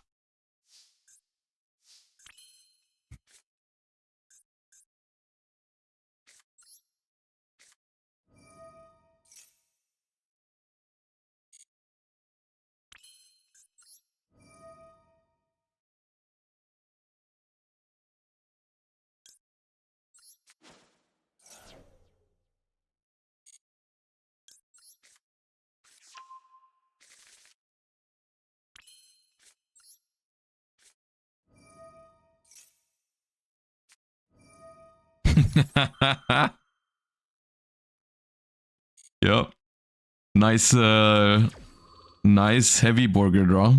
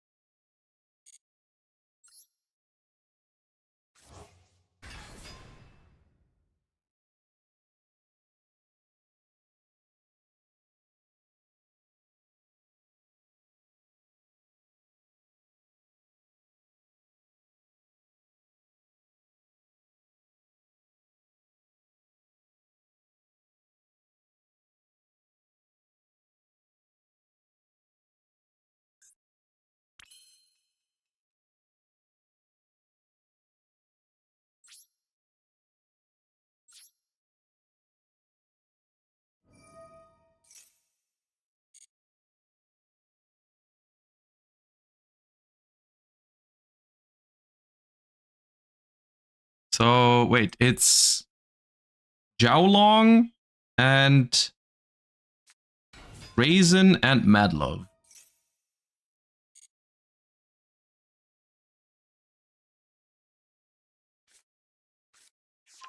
And Borger. So they can draw one unknown card once again.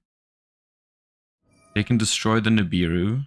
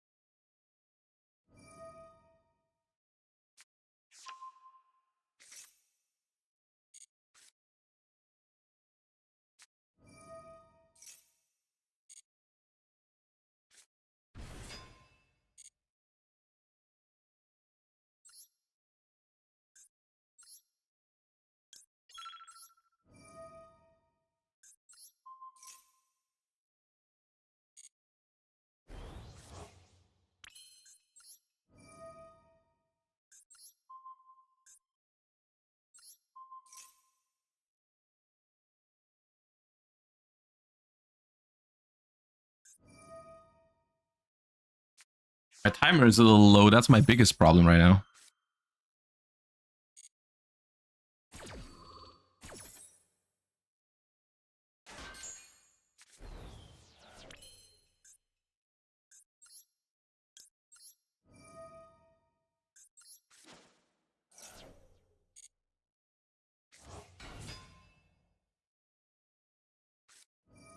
Dude, the fuck?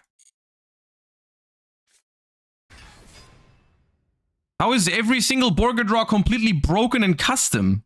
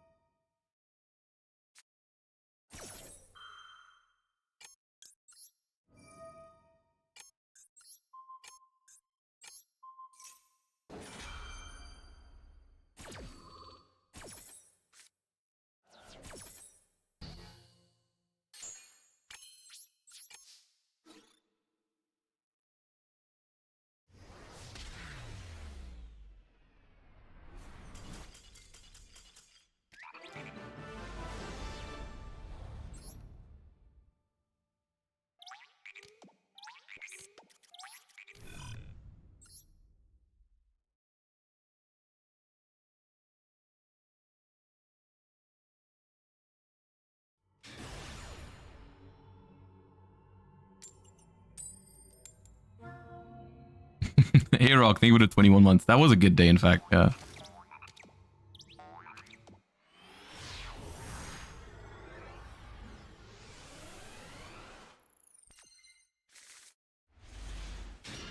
Ooh, good thing we lost the coin toss.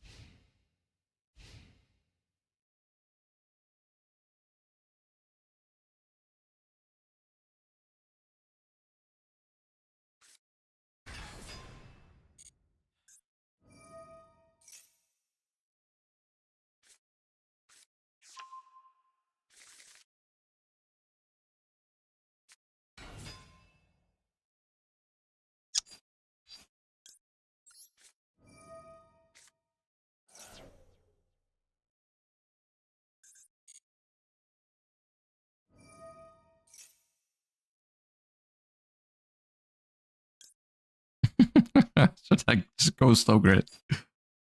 I think so. It's my draw is gonna be so shit though. These game, why can't I draw a good hand against Cash Tira just once? Like, can I just draw one starter? Nah, my next card is a fucking effect failure.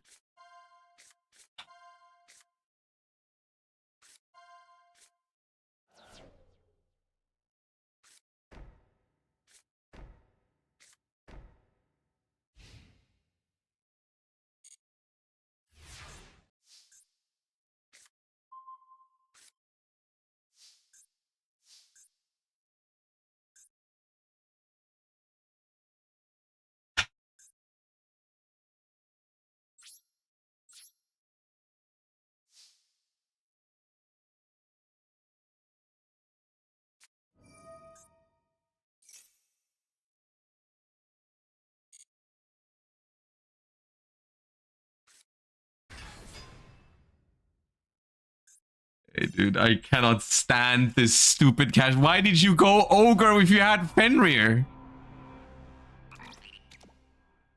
Why do they have Fenrir every single time? And why are my hands always shit against Cash Tira? It's a mystery I will never be able to solve. That deck is not good. Why does it win games?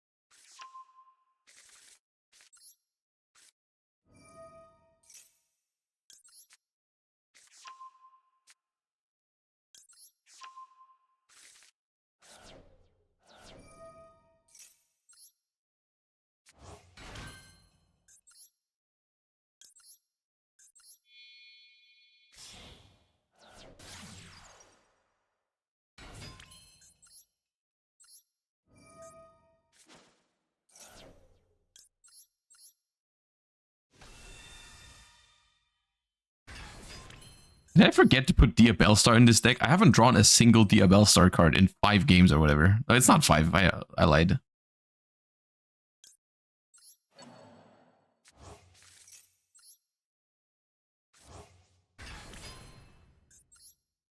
Well, yeah, not Snake Idea Bellstar, right? Shut up. You know what I mean. You have Dia Bellstar in hand, actually. I'm very funny.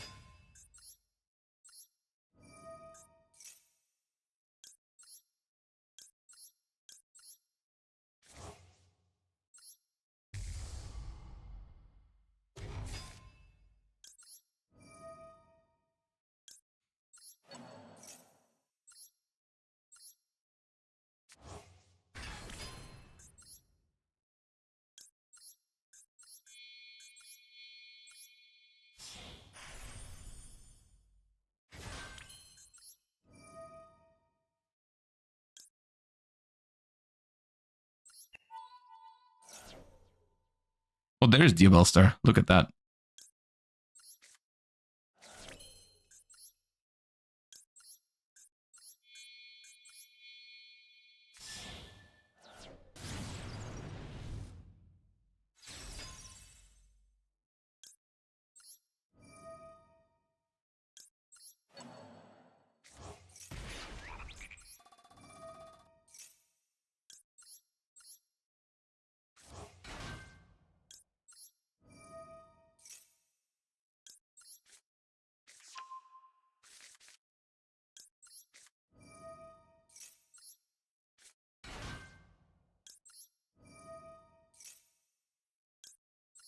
Why are they still watching? They might be playing board breakers. I don't know.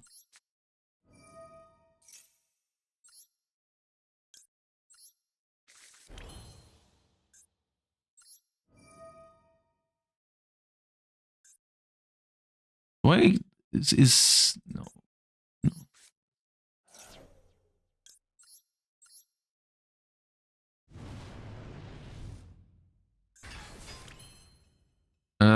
I don't actually know how I'm supposed to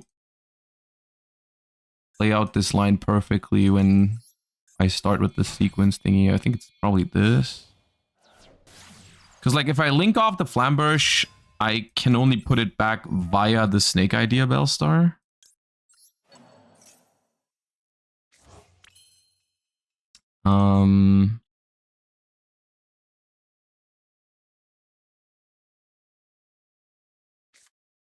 If I activate Druis, if I bring this out now,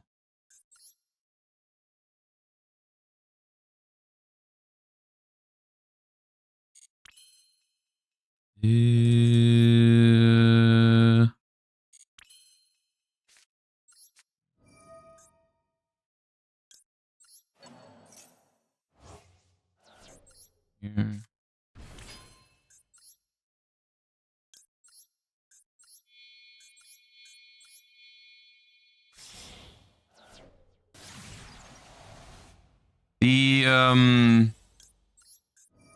I'll just make the IP and leave it on the board. I think that's fine.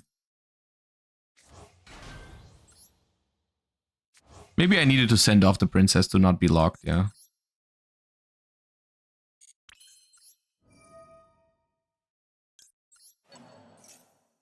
I do think it's fine still.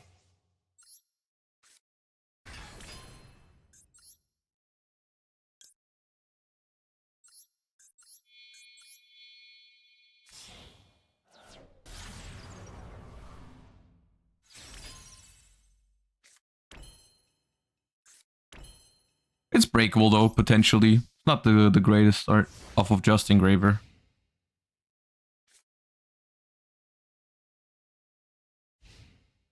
Yeah.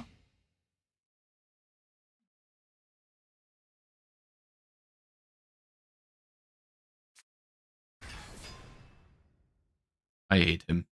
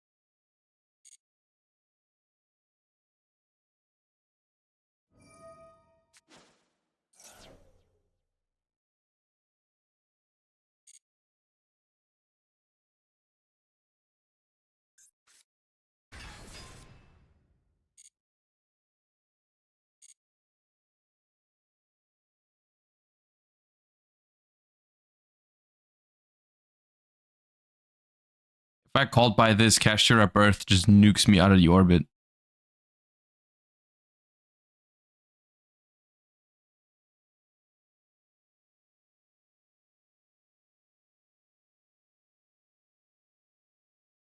Guys, this is not the same Fenrir anymore. It got revived off birth. It is not negated.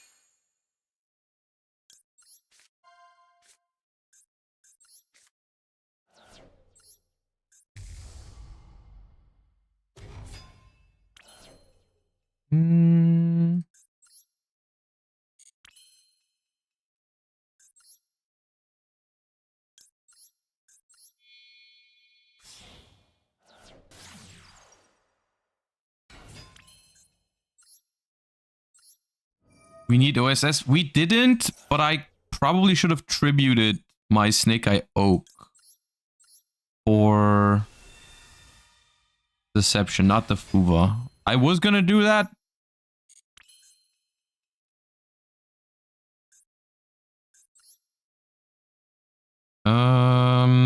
If we go sequence.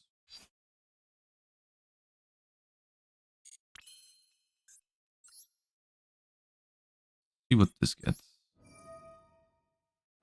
We can fix it with Beatrice, but I wasn't planning to go through Beatrice.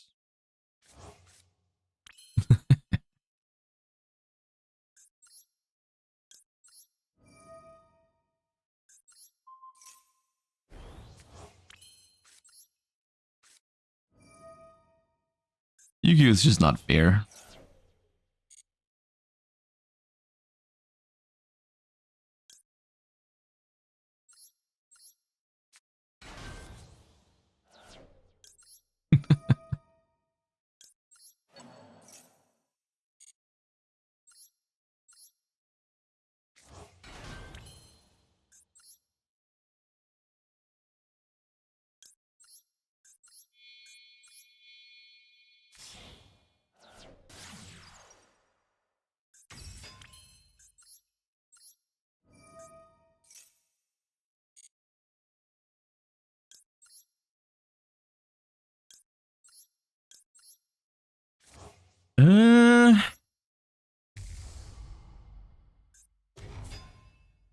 We can probably end on Desiree here too.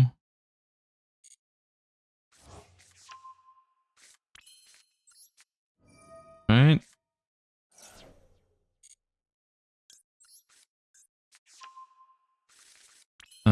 If I link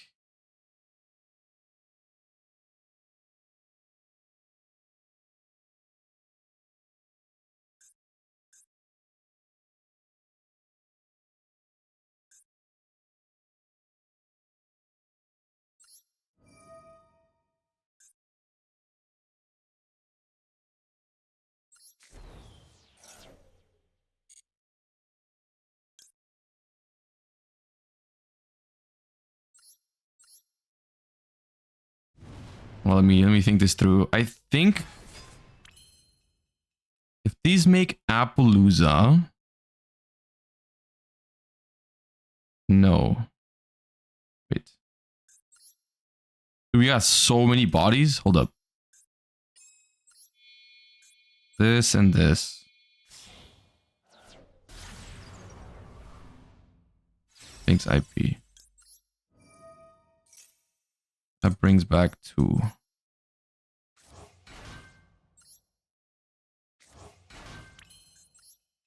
That makes Promethean.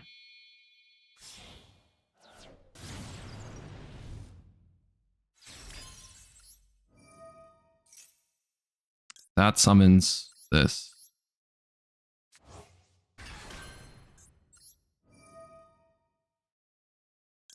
That places this. This makes Eta.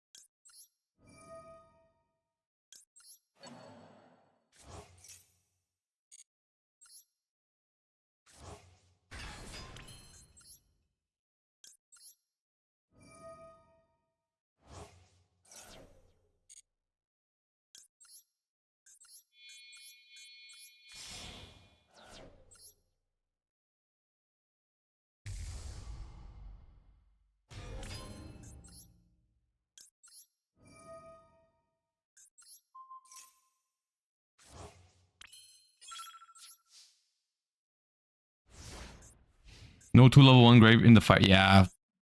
Yeah. Whatever. The Flamberge doesn't have to revive here necessarily, but... Dude, this fucking card, man! Stop! Every single game, that card's semi-limited!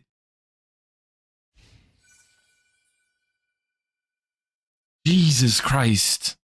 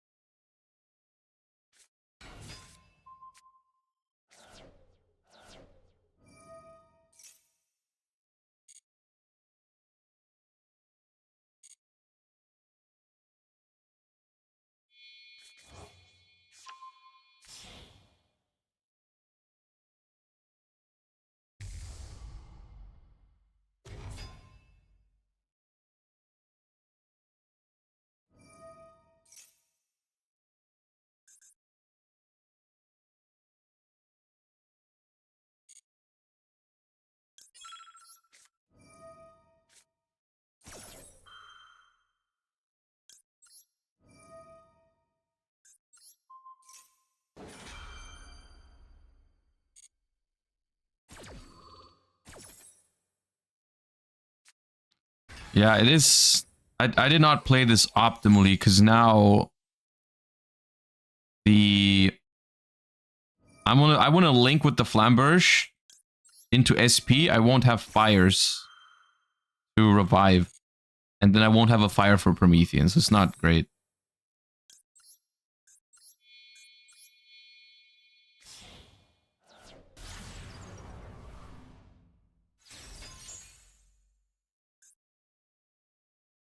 My extra deck is on 6 cards.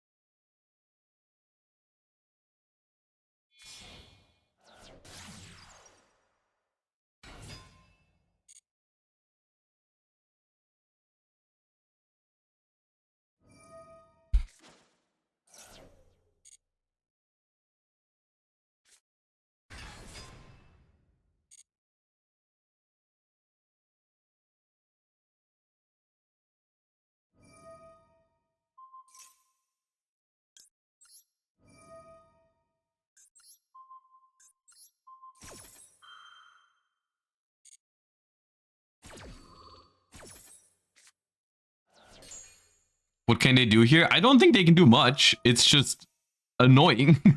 Like, why does it have to be this way? Why is there always a unicorn? I can't stand this card anymore. Yo, Trish, thank you for the raid. Appreciate that. Thank you. Hope you had a good stream. You were streaming late once again. Oh, man.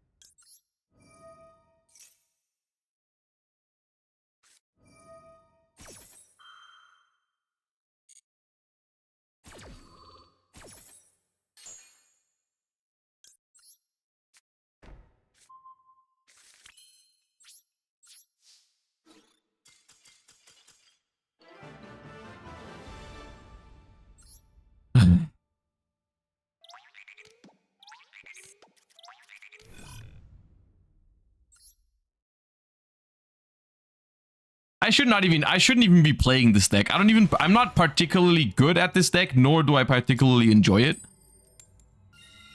I really wanted to play the Handtrap deck, but like I just cannot stand getting another Kashtira Unicorn dropped on me in that deck. And still, we still have not played against a single Snake Eye deck, by the way. 0.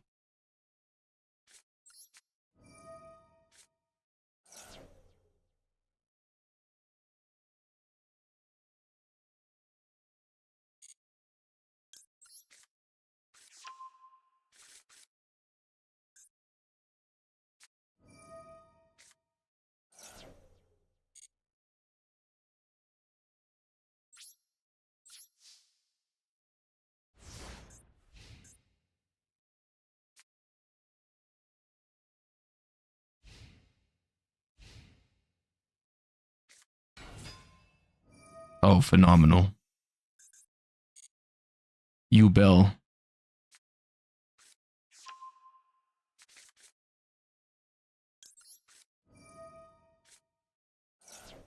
That is not Kashtira Unicorn.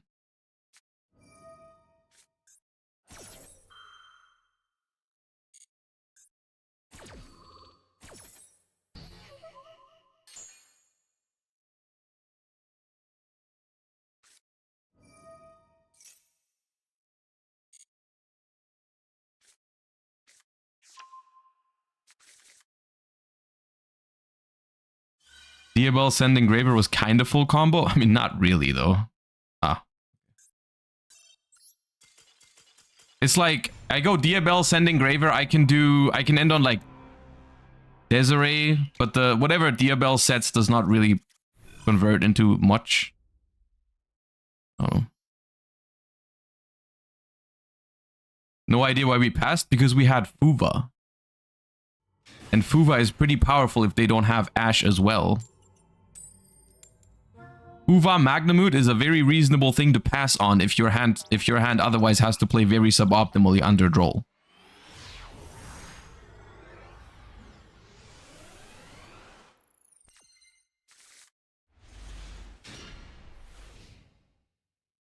You don't want to change decks? I kind of want to. I just don't know what I want to play right now is my problem. I'm not going to play Tenpai. And I'm not going to play Kashtira. I know that much. I'm not going to play Tearlaments. I just think that deck's not very good.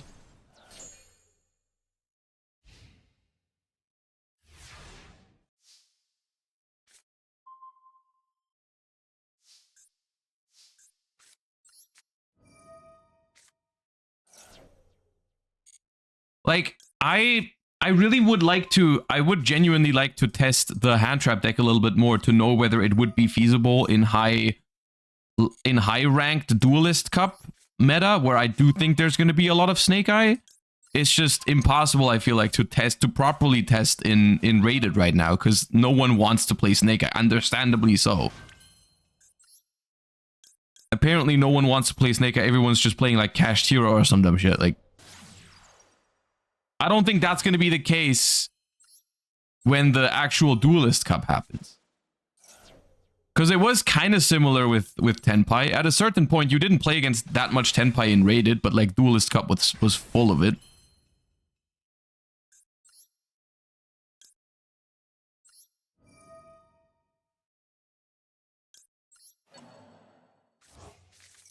The Fiendsmith Control deck? I mean, yeah, I could. The problem is Fiendsmith Control feels so lackluster with without the main deck Lacrima.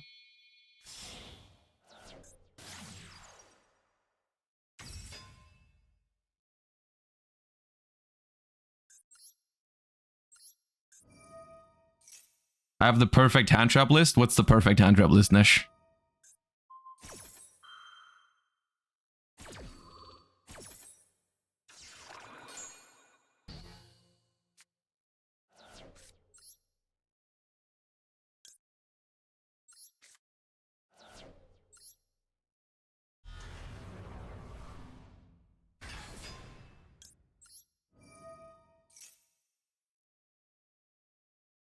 I think here it's safest to just go OSS.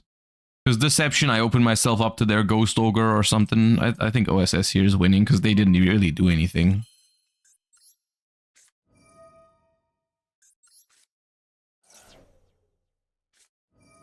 Okay. That's not what I was expecting, but I'll guess I'll Ash the Cyframe Gear Delta.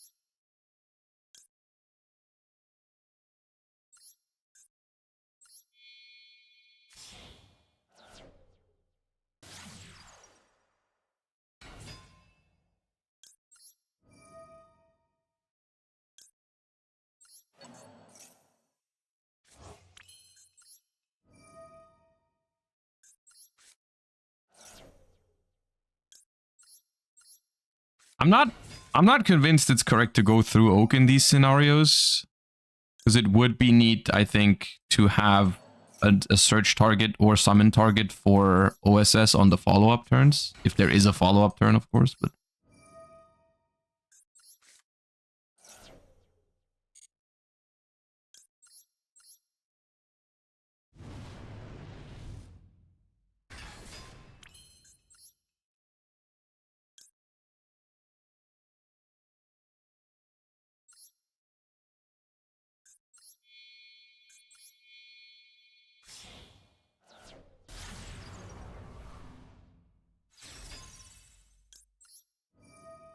Temple, they have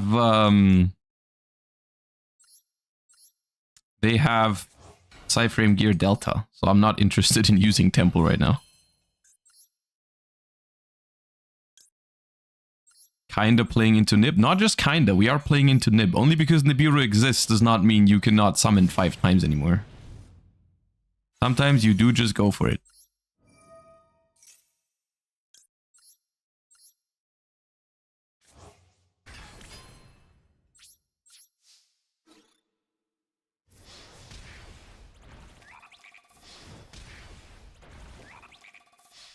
Is Delta not once per turn? None of the Cyframes are once per turn. It just happens that when you use one of them, you have something on the board and you can't use another one.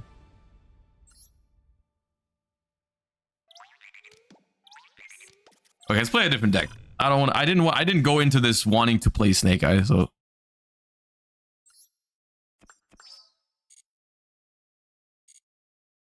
You really do not play against many Snake Eyes, though. So, like, there's no point in playing the Handtrap deck right now, I feel like. Can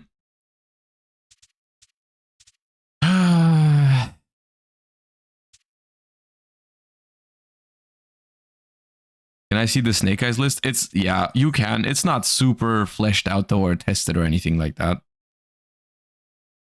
I don't know. It was a 40 card list, and then I added extra hand traps because I was worried about mirror matches. I think I added Ghost Ogres for Deceptions. But since no one is playing that right now, you could cut this down to like closer to 40 by removing the Ghost Ogres. Whatever you do, don't play Bell. I was not going to. Don't worry about it. I was not going to play Bell. Nesh sending the Guu. Oh, yes. Let me see.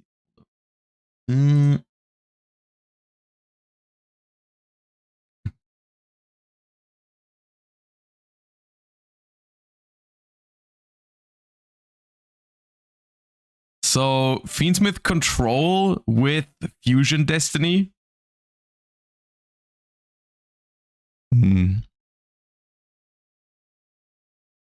You know, for a quote-unquote hand trap control deck, this doesn't even have that many hand traps. Does this go first?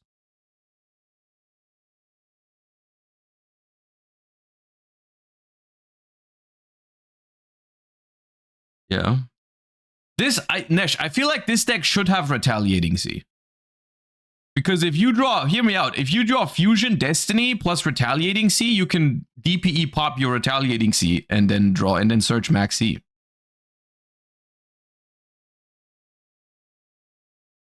That might be a better normal summon than Cyber's Gadget sometimes.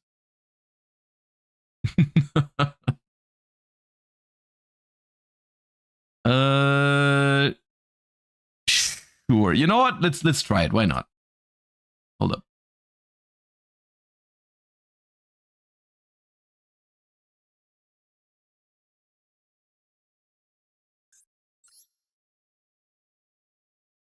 Gadget is 3 bodies, full Feedsmith combo. I am aware. I'm aware, but I feel like you're opening yourself up to a lot of disruptions with it, but I'll try it.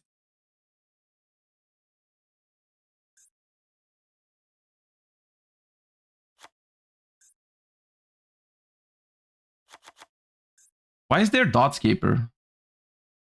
Is Dotscaper even full combo? I guess Dotscaper just makes Verte.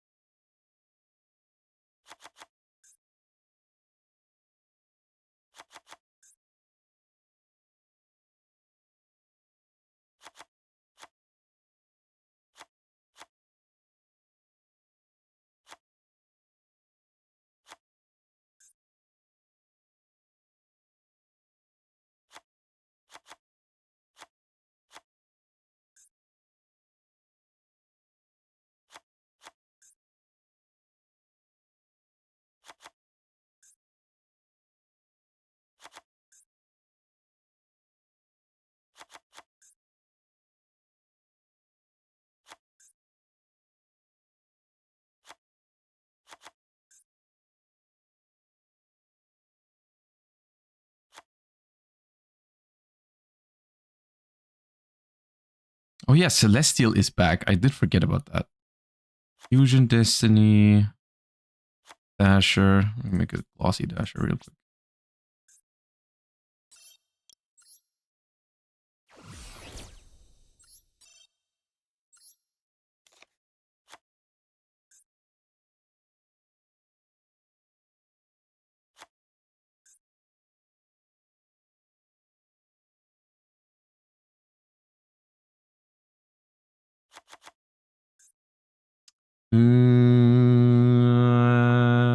Dotscaper.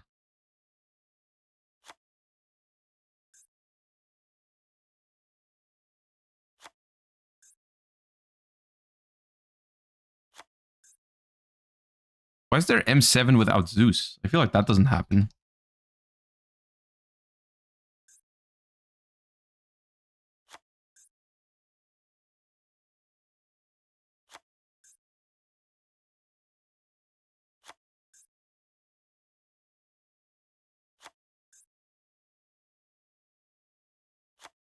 Lina. Verte. I'm gonna open at least one of the Destiny heroes the first game.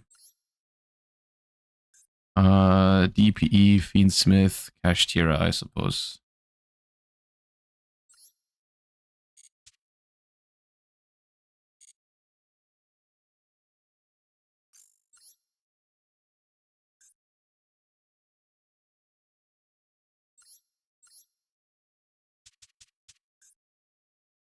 You can shuffle it back and draw a new card. Yeah, with the if you open the disciple combo, you can.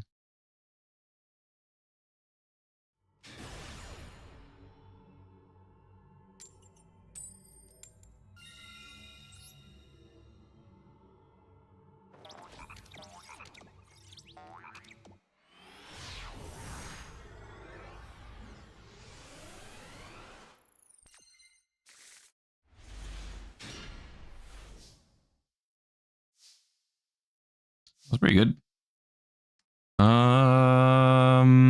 Okay. That should probably just start with Engraver.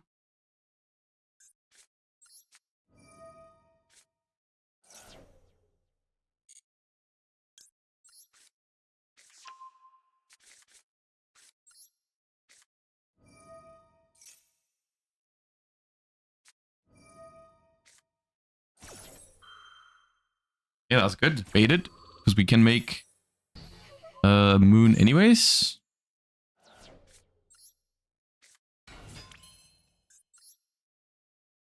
So that should make disciple.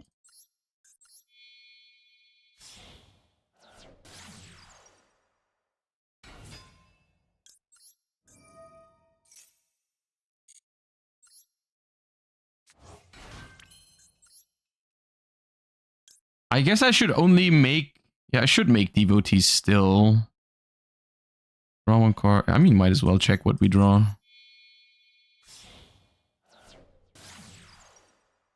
When do we Banlist Talk? We do soon. We do soon. Like 20, 30 minutes. Ah. Well.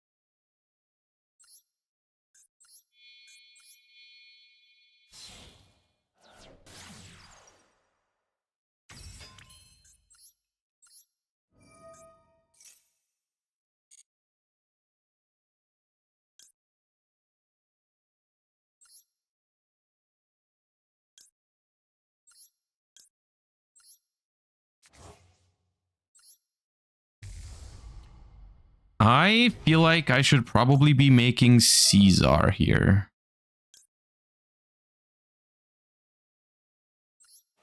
Not sure. There is no Appaloosa. M7 doesn't add back anything meaningful.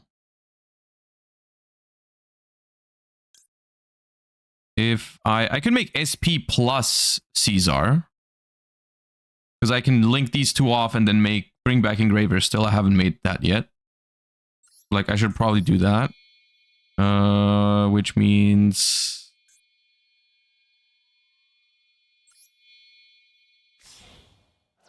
Oh, actually, that was not correct. I should have linked off the Engraver.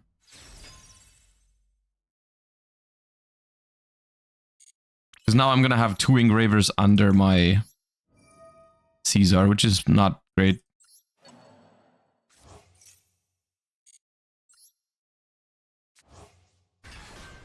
Yeah, if I didn't draw the Fusion Destiny, I could have made it here. I could have made Verte.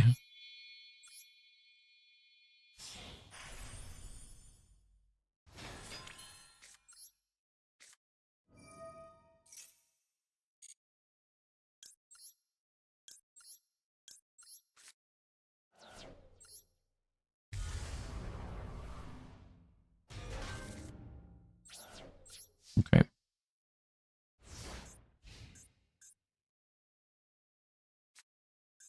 I guess in simplified game states that this deck is trying to create, the Celestial draw can really be clutch. Sure, probably maxi in draw phase because the first thing is going to be stupid unicorn again.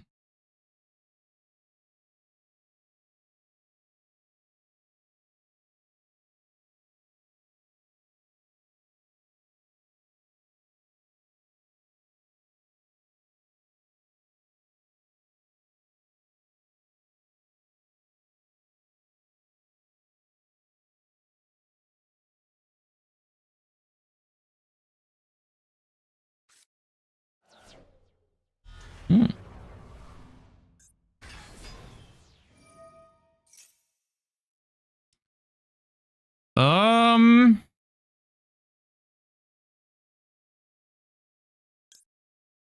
Hmm.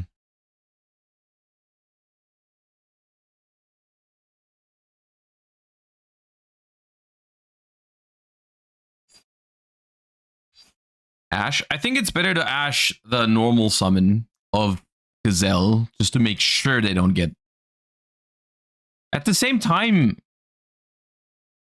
I'm thinking like, does it matter? No, I think it's fine. The Caesar is so broken against this deck. I'm not going to risk getting talents to take in the Caesar away. I want to get value from the Caesar at least once. If they go battle and attack, they can't even... This does not out Little Knight, so like I don't have to be worried about that.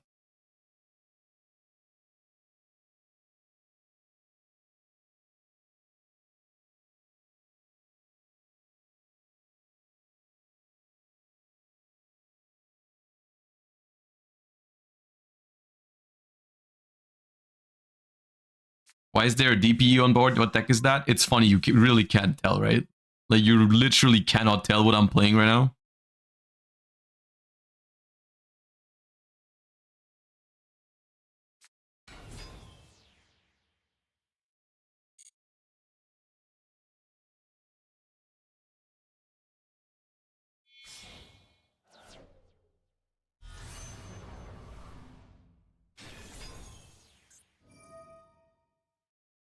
Light and Dark Chaos Angel, huh? That could be a problem. I did not expect that, to be honest. I should have probably expected that.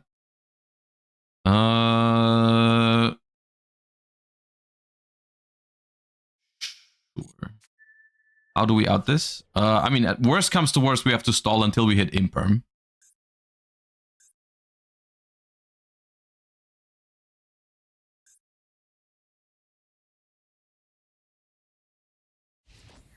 I probably should have seen that coming. That's my bad. I also should have dropped Maxi and draw face, so I would have had 2 more draws from this.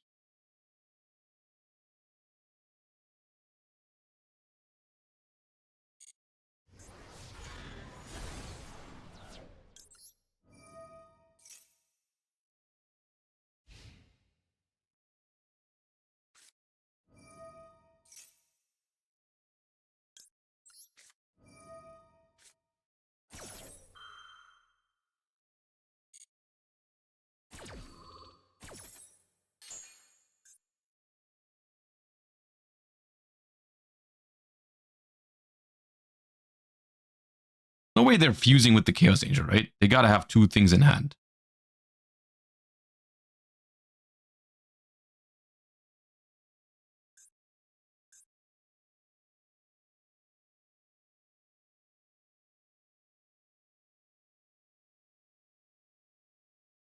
The other thing is, as long as you have the game under control with Fiendsmith, you don't actually have to out the Chaos Angel, right? You could theoretically win with Lacrima Burn in the long run. Like, that's not impossible. If you can put them on, like, 0 cards, except the thing, then, like...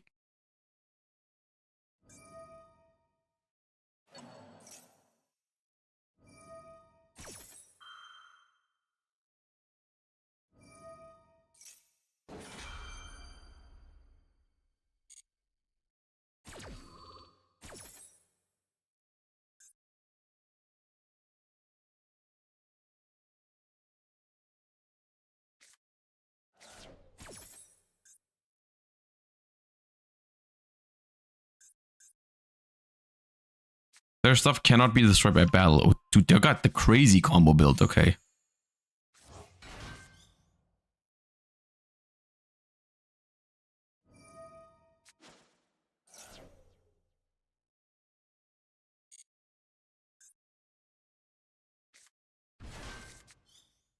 Aha.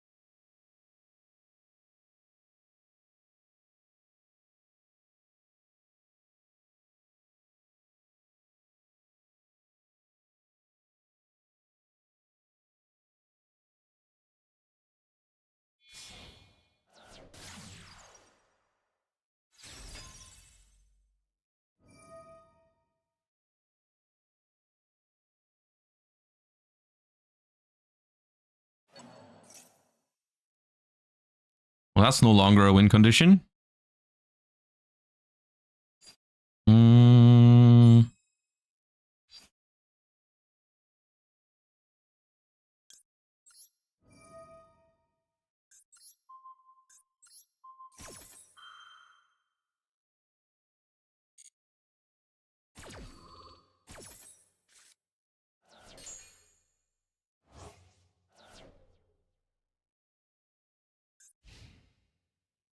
So the card in hand is the LZ.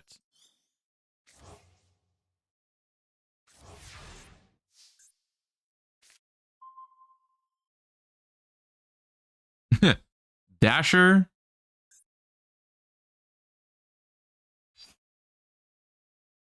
Card in hand is LZ. I can no longer link off the Cyber's gadget, unfortunately.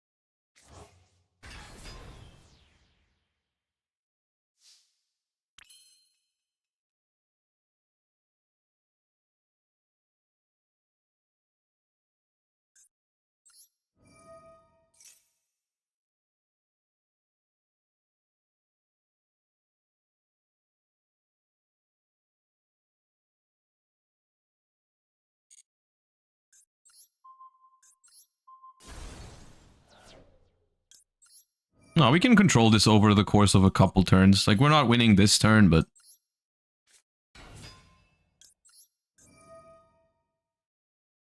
probably alright. You know what I could do with Cyber's gadget? I could make Typhon and bounce my Maxi. I already have Maxi, so I'm not going to do that, but it would be very funny.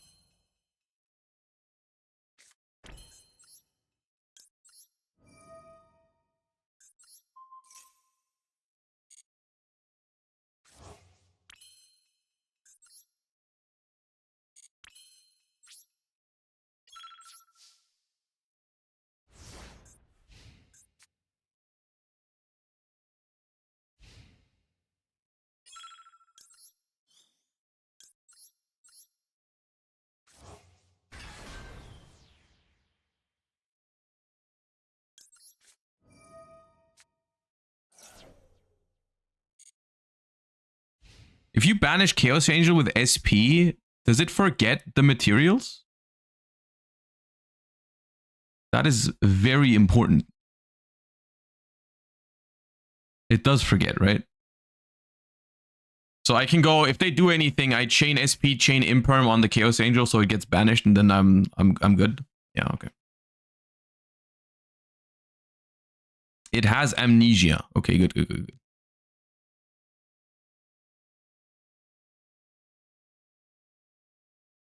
You can play Goddess over M7. Yeah.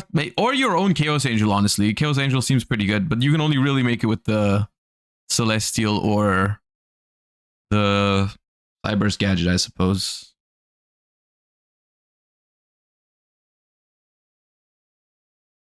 The DPE package is kind of neat in this concept, I will say. Like, that is something that is very good in those grindy games.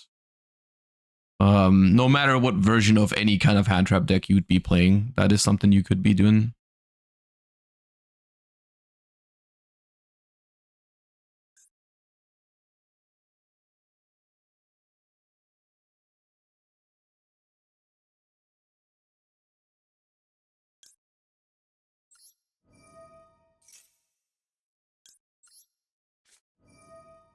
Okay, we're not gonna do the SP thing because they didn't play. We're just gonna use the DPE.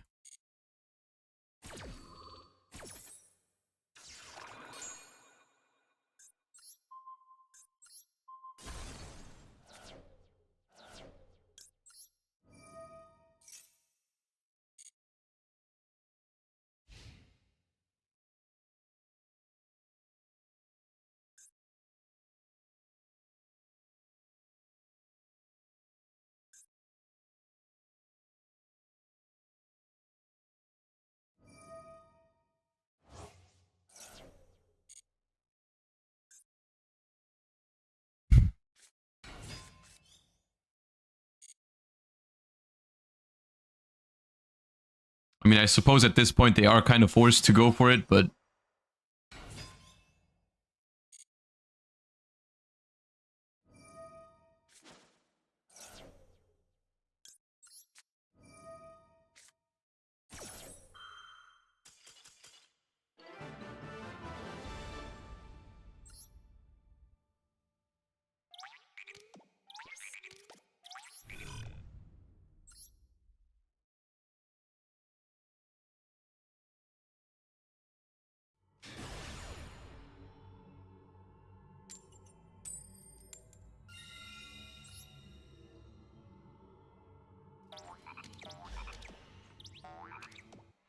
DPE was very good that game. Maybe DPE is something we can adapt even to the other versions of the... Oh my. Okay, that's not great. 60 cards. I guess the cool thing about this entire thing is that you do get to draw a new card in these hands where you have the Cyber's Gadget at least. So I can shuffle in like the Cyber's Gadget or a Lurie.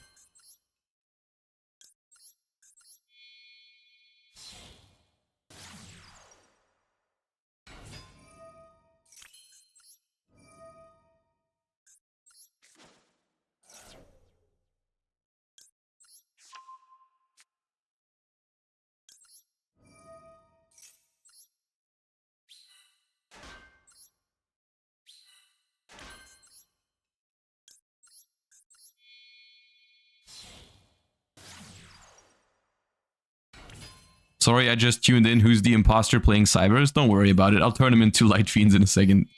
They won't be here for too long.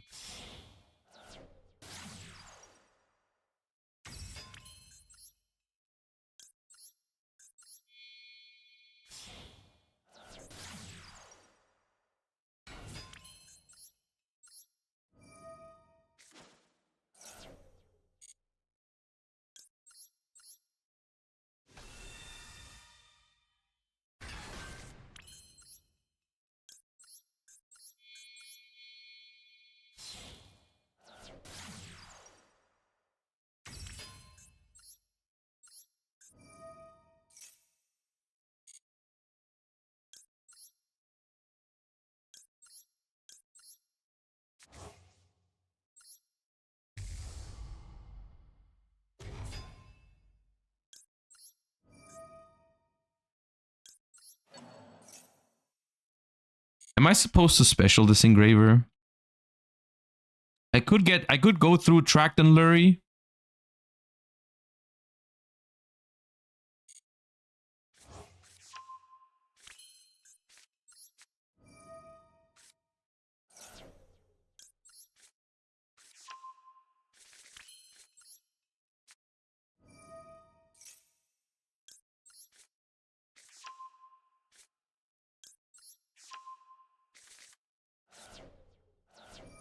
You want to go through a track, but why in this case though? Like it gets more light fiends in rotation, I suppose.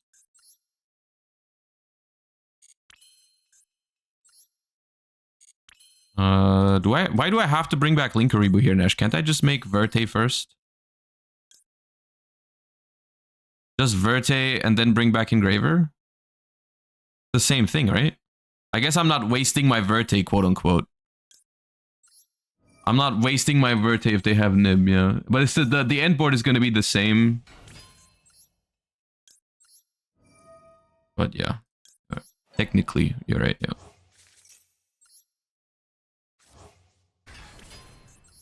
I don't think at these points it's likely that people have Nibiru, because they would have nibbed when you threaten Appaloosa, most likely, I think. But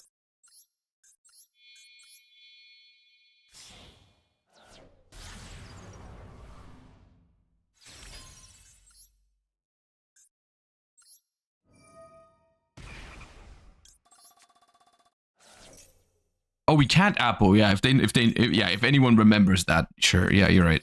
Can't Apple because of the thing.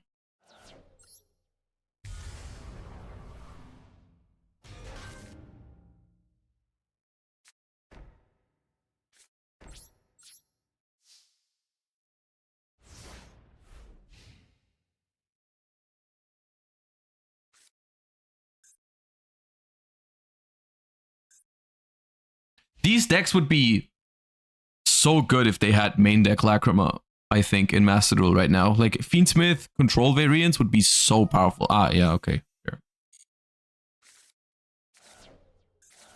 Wait, you're based. Paleo? Hold up. Am I getting cooked? Paleo here. Paleo. Black Goat laughs. Paleo. Black Goat laughs. Paleo. Roll back. Uh-oh. That makes my two imperms look real shit right now.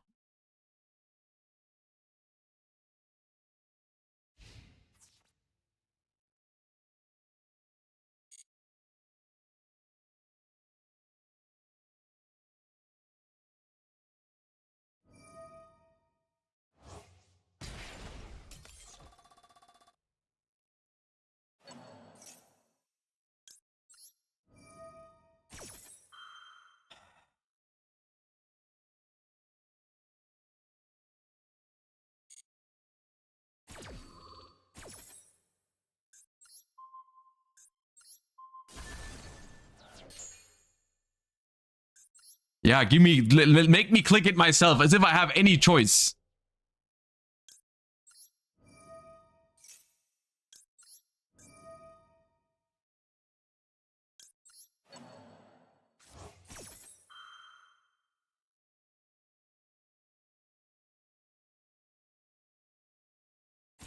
Will you play early collection? I am planning on streaming early days collection tomorrow, yeah.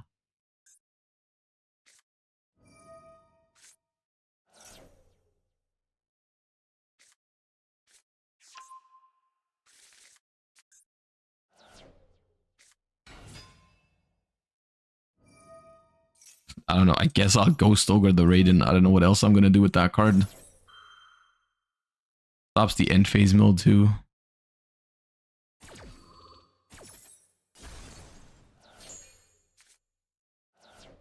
They got infinite Paleos anyways. Okay.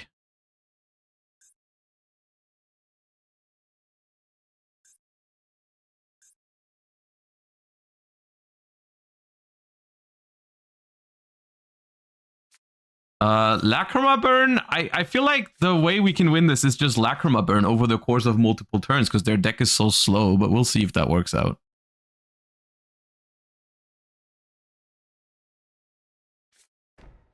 Depends on the quality of traps they have now. Because DPE is also a monster against this deck. Ash is also very good. No, I will not special summon Ash with my Dasher.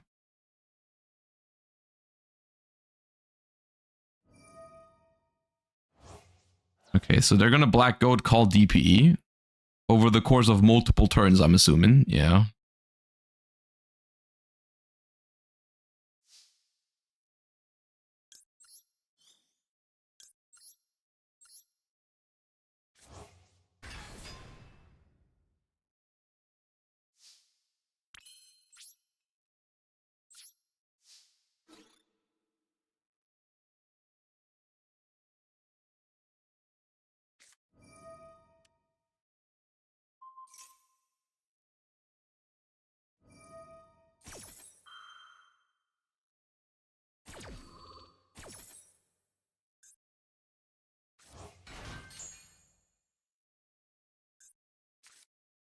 Come on.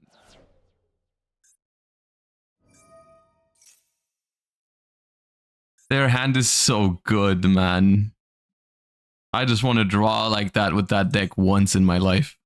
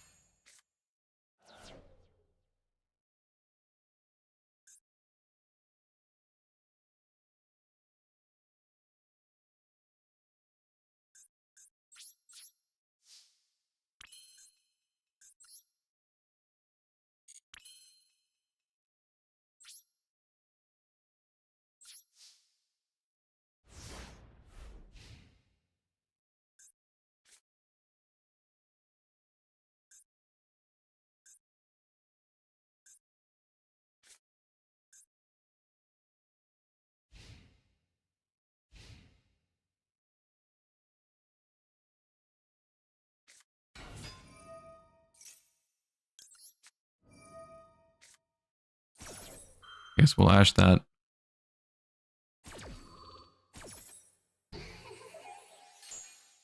But this at the very least is going to be Opabinia, Leoncolia, back the rollback, make Zeus. Probably not beatable.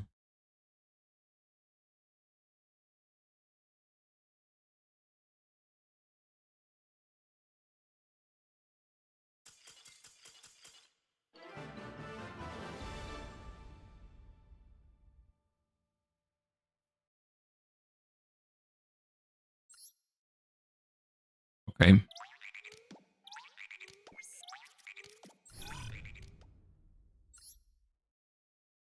It's a viewer. Maybe they're watching. Yeah, maybe they were just trying to snipe and they were not trying to win off of sniping.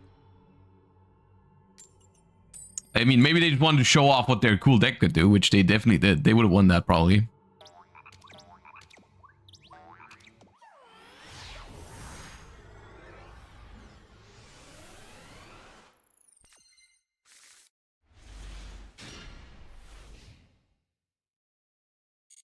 A 45 card deck, so I'm willing to risk Maxi in main phase.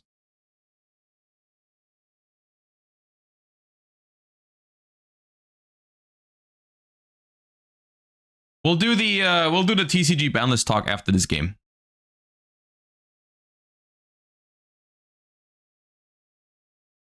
Isn't the ban list in March or April? I don't think it's gonna happen soon, but I don't think the format changes much, so I might as well get my opinion out there, you know?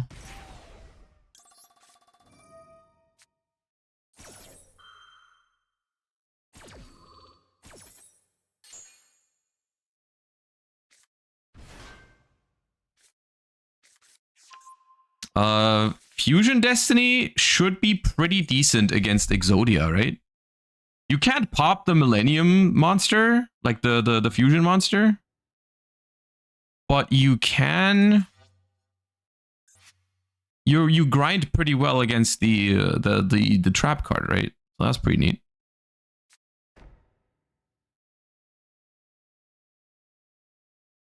Might not be Exodia. I mean, it might not be Exodia, I guess. Yeah, maybe it is like one of those Snake Eye brews with the. Okay, I have no idea what this means. That probably does mean Exodia, right? Yep. That's Exodia. That's so Exodia, dude. Yep.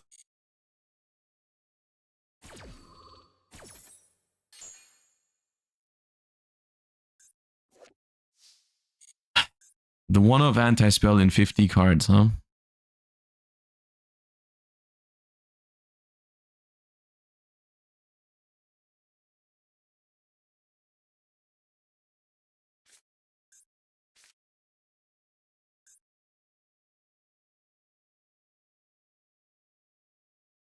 You can't use this, right? Under when you have 5 sets.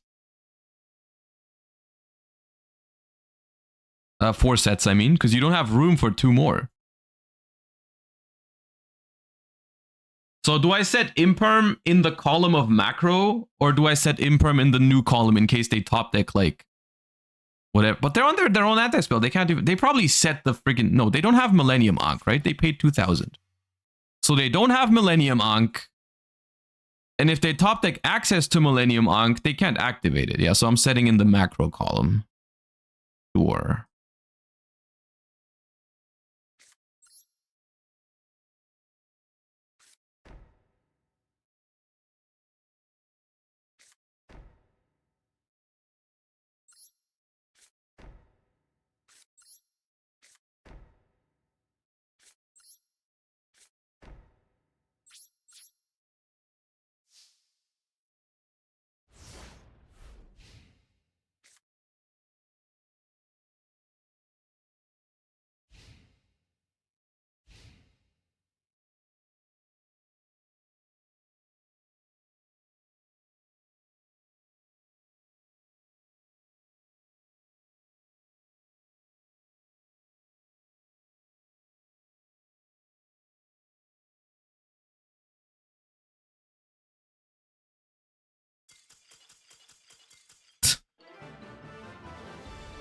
Such a stupid deck.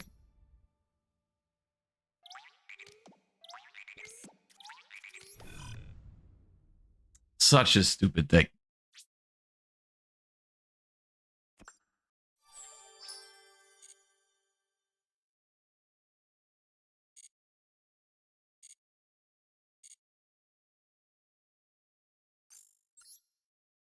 Maybe Nish is onto something with the DPE package. I kind of like that idea. We might explore that further in future streams.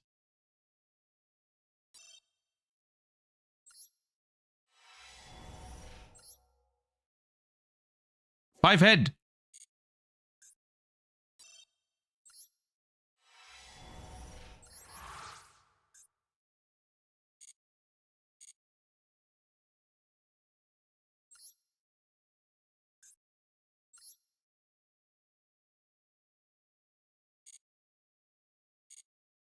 Okay, just getting rid of all those notifications. Yeah. Okay.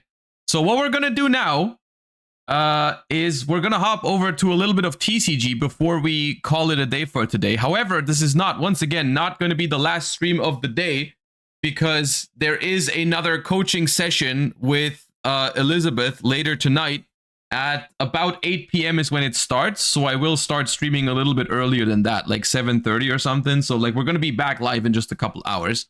But for now, I do want to talk about the current TCG format a little bit and give my take on a potential upcoming ban list. Now, the reason why we're doing this now, and I do realize it is a little bit early for for this sort of discussion because I'm not personally expecting a ban list super soon.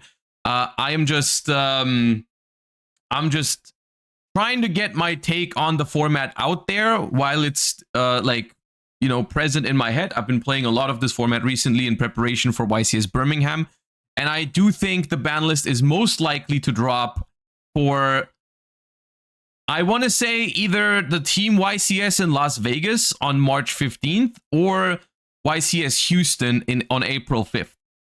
Because what happened last time at YCS Anaheim, I personally feel like the reception was super positive for when they dropped the ban list on stream. It was super hype. Everyone was happy they did that.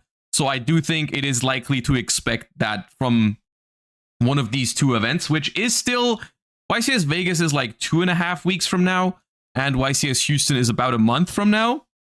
So there's still quite some time in this format, or a decent amount of time left in this format, until I personally expect a ban list. However, not much is changing until that point. Like, there's Maze is coming out, but Maze is not really adding anything crazy to the format that makes me reconsider what I want hit on the ban list. So I think it's a good time. The format has established. Everyone knows what the format looks like. You know, we've got Malice, we've got Ryzeal, we've got Fiendsmith variations of those decks.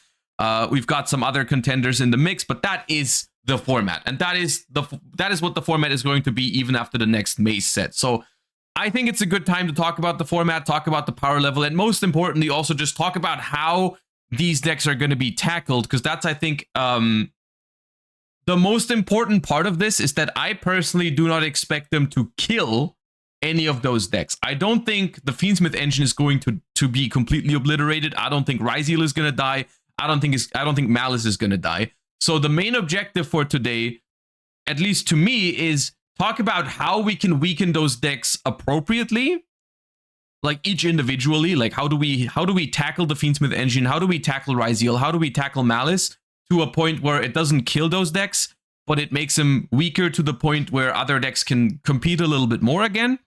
And then also talk about some individual cards that might be a problem in the format, as well as some other like decks that I think are pretty powerful, even though they are not technically the best or most played decks in the format. So let's begin with talking about the Fiendsmith engine. And now the most suggested thing I feel like when it comes to Fiendsmith is banning Moon of the Closed Heaven, which is something that a while ago I would have wholeheartedly agreed with, banning Moon of the Closed Heaven to just like stop this deck's splashability into all kinds of other combo strategies like Yubel or Snake Eyes. And banning Moon would have been a very meaningful hit in their respective formats. However, right now I feel like it's a little bit awkward to do this, because the main way how Fiendsmith Ryzeal accesses the Fiendsmith engine is still, you can still go into it via Exciton Knight. And Malice, there's actually some combo lines that go into the Fiendsmith Requiem via the Nightmare Griffin. So like, if you're banning Moon of the Closed Heaven, I feel like you're just hitting other decks more than you're actually hitting Ryzeal or Malice to an extent. So like, if you wanted to completely stop the splashability of Fiendsmith, you'd have to also hit like Exciton and Nightmare Griffin. The thing is, I'm still not against banning Moon of the Closed Heaven, because I do think there's like the splashability of the Fiendsmith engine is still relatively dangerous. Like, there's still going to be a whole lot of decks that just spam a bunch of bodies, and they could go into Moon. So I'm not personally against this. However, I also don't know if it's the smartest move to do it exactly right now when Fiendsmith Ryzeal is the most popular way to play the deck. I don't hate this change though. But I do think I want to caveat this with, if you do this, this cannot be the only thing you do, right? That this is not the only thing you can do for this engine to receive a hit, because then once again, Ryzeal Fiendsmith does not even technically need to play this card. So I think something else needs to happen to the Fiendsmith engine. I don't think they should change anything when it comes to Requiem, because banning Requiem would outright kill Fiendsmith, and I don't think that's their goal yet. Like, Engraver is still an expensive card. Engraver has not been reprinted yet. I think banning Requiem is not appropriate at this point in time. I think limiting Engraver is a decent decision. because that limits, like, Engraver is still a very, very powerful draw. And I think limiting it makes the entire engine a lot weaker to Bystials and stuff like that. And I think that'd be an appropriate thing to do. And this is where I would be interested to hear from you guys. Do you guys think banning Moon and limiting Engraver is appropriate? Do you think that's maybe a little bit too much? Or like, do you think if we limit Engraver, we can leave Moon alone? I'm not sure. I feel like it's fine to do this. The only thing that you have to realize is that if you do this, you can technically still do the whole thing with one Exciton Knight. Like, you can still do the whole thing with just one Exciton Knight if you do this, right? Because the Engraver jumps out the deck. So I think another thing that I would propose is maybe this way around.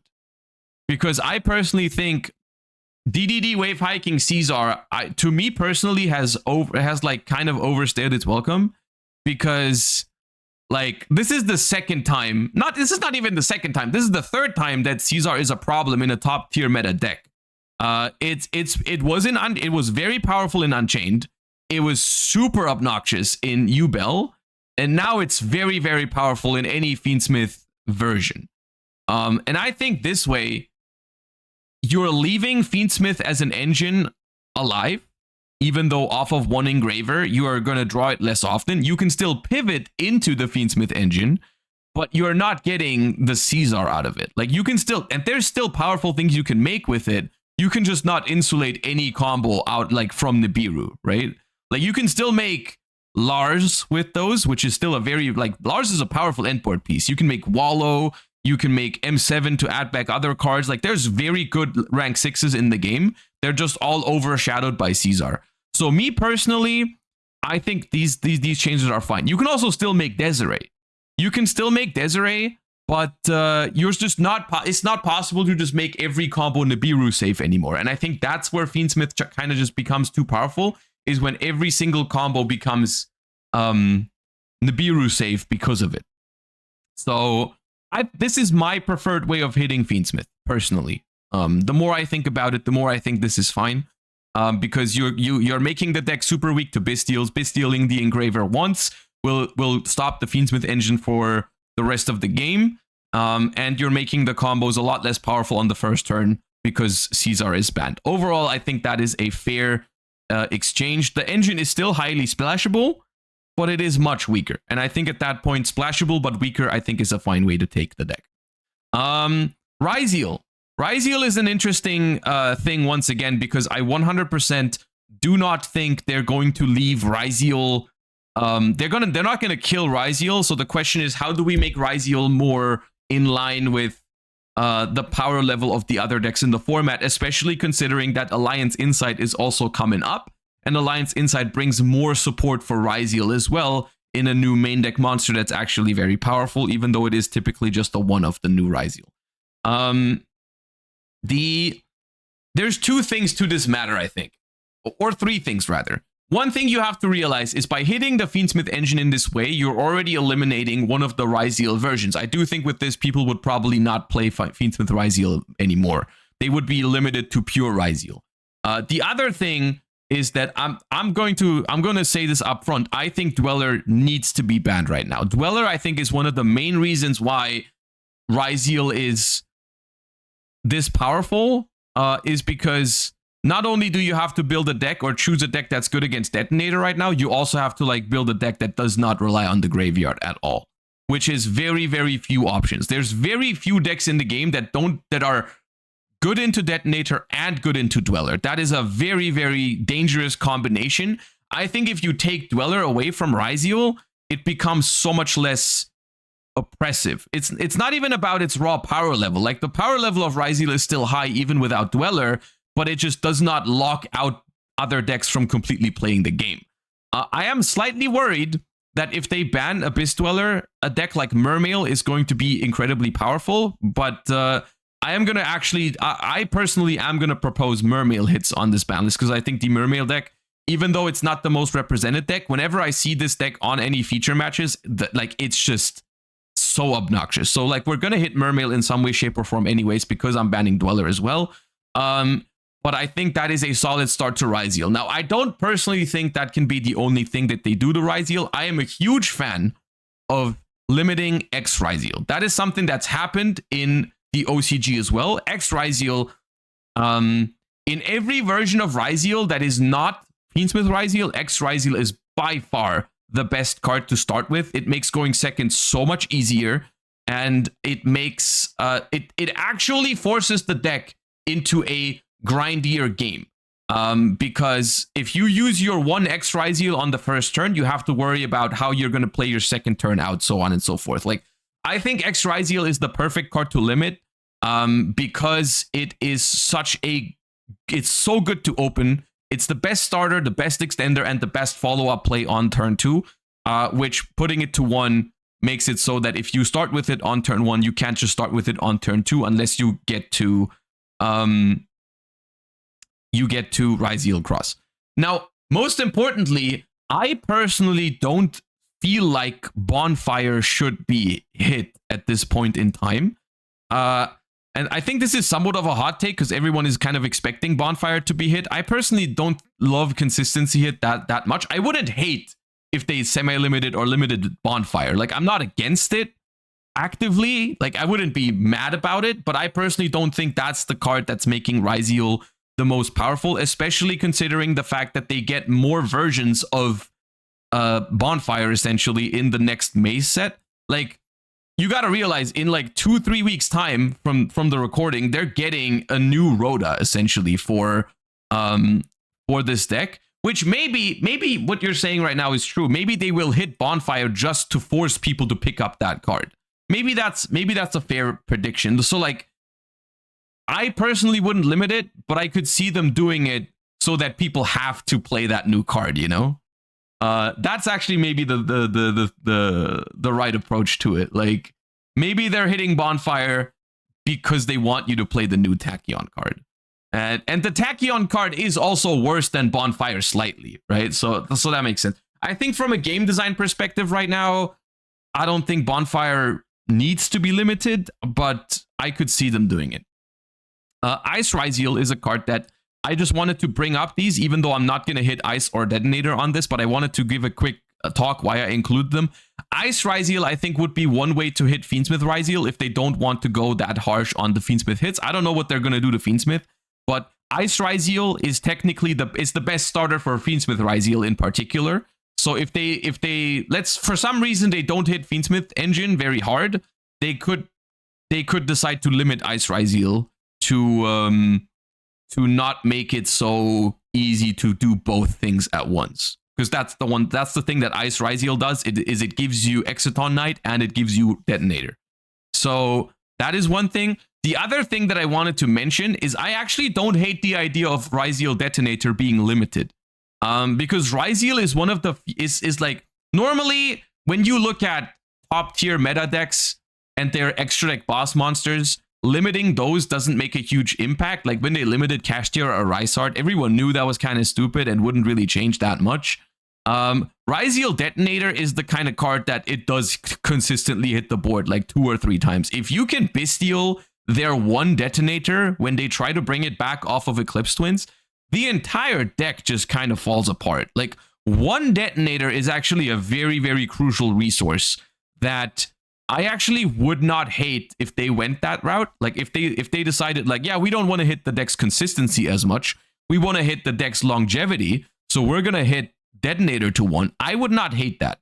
I would not hate that. You Metal Tronus, they're one Ryzeal Detonator, and the deck crumbles for the rest of the game. So, like, I think that'd be an interesting way to look at it. I don't think it's the most realistic, but I did want to mention it because I think it'd be a very, very interesting scenario where the Detonator is limited.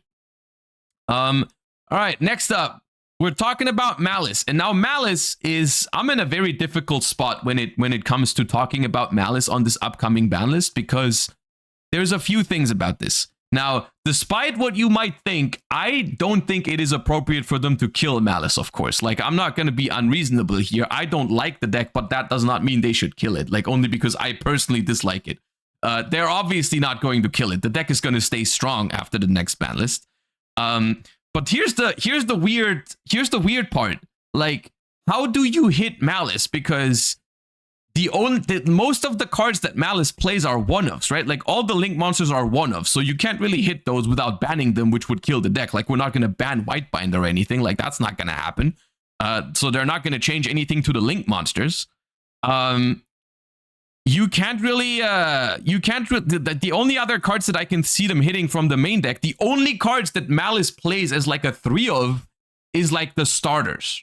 Really, right? So like you can maybe you can hit White Rabbit or Dormouse just to make the deck slightly less consistent. Would that be something that you guys agree with? I don't really know how I feel about that. Like, is it really appropriate to like limit White Rabbit or something? I don't know. Force them to play Signet Mining or something? Like, because you can replace the consistency, right? You just have to play like other worse starters. Like you can play Signet Mining to replace the consistency hits on that one. Maybe that's something.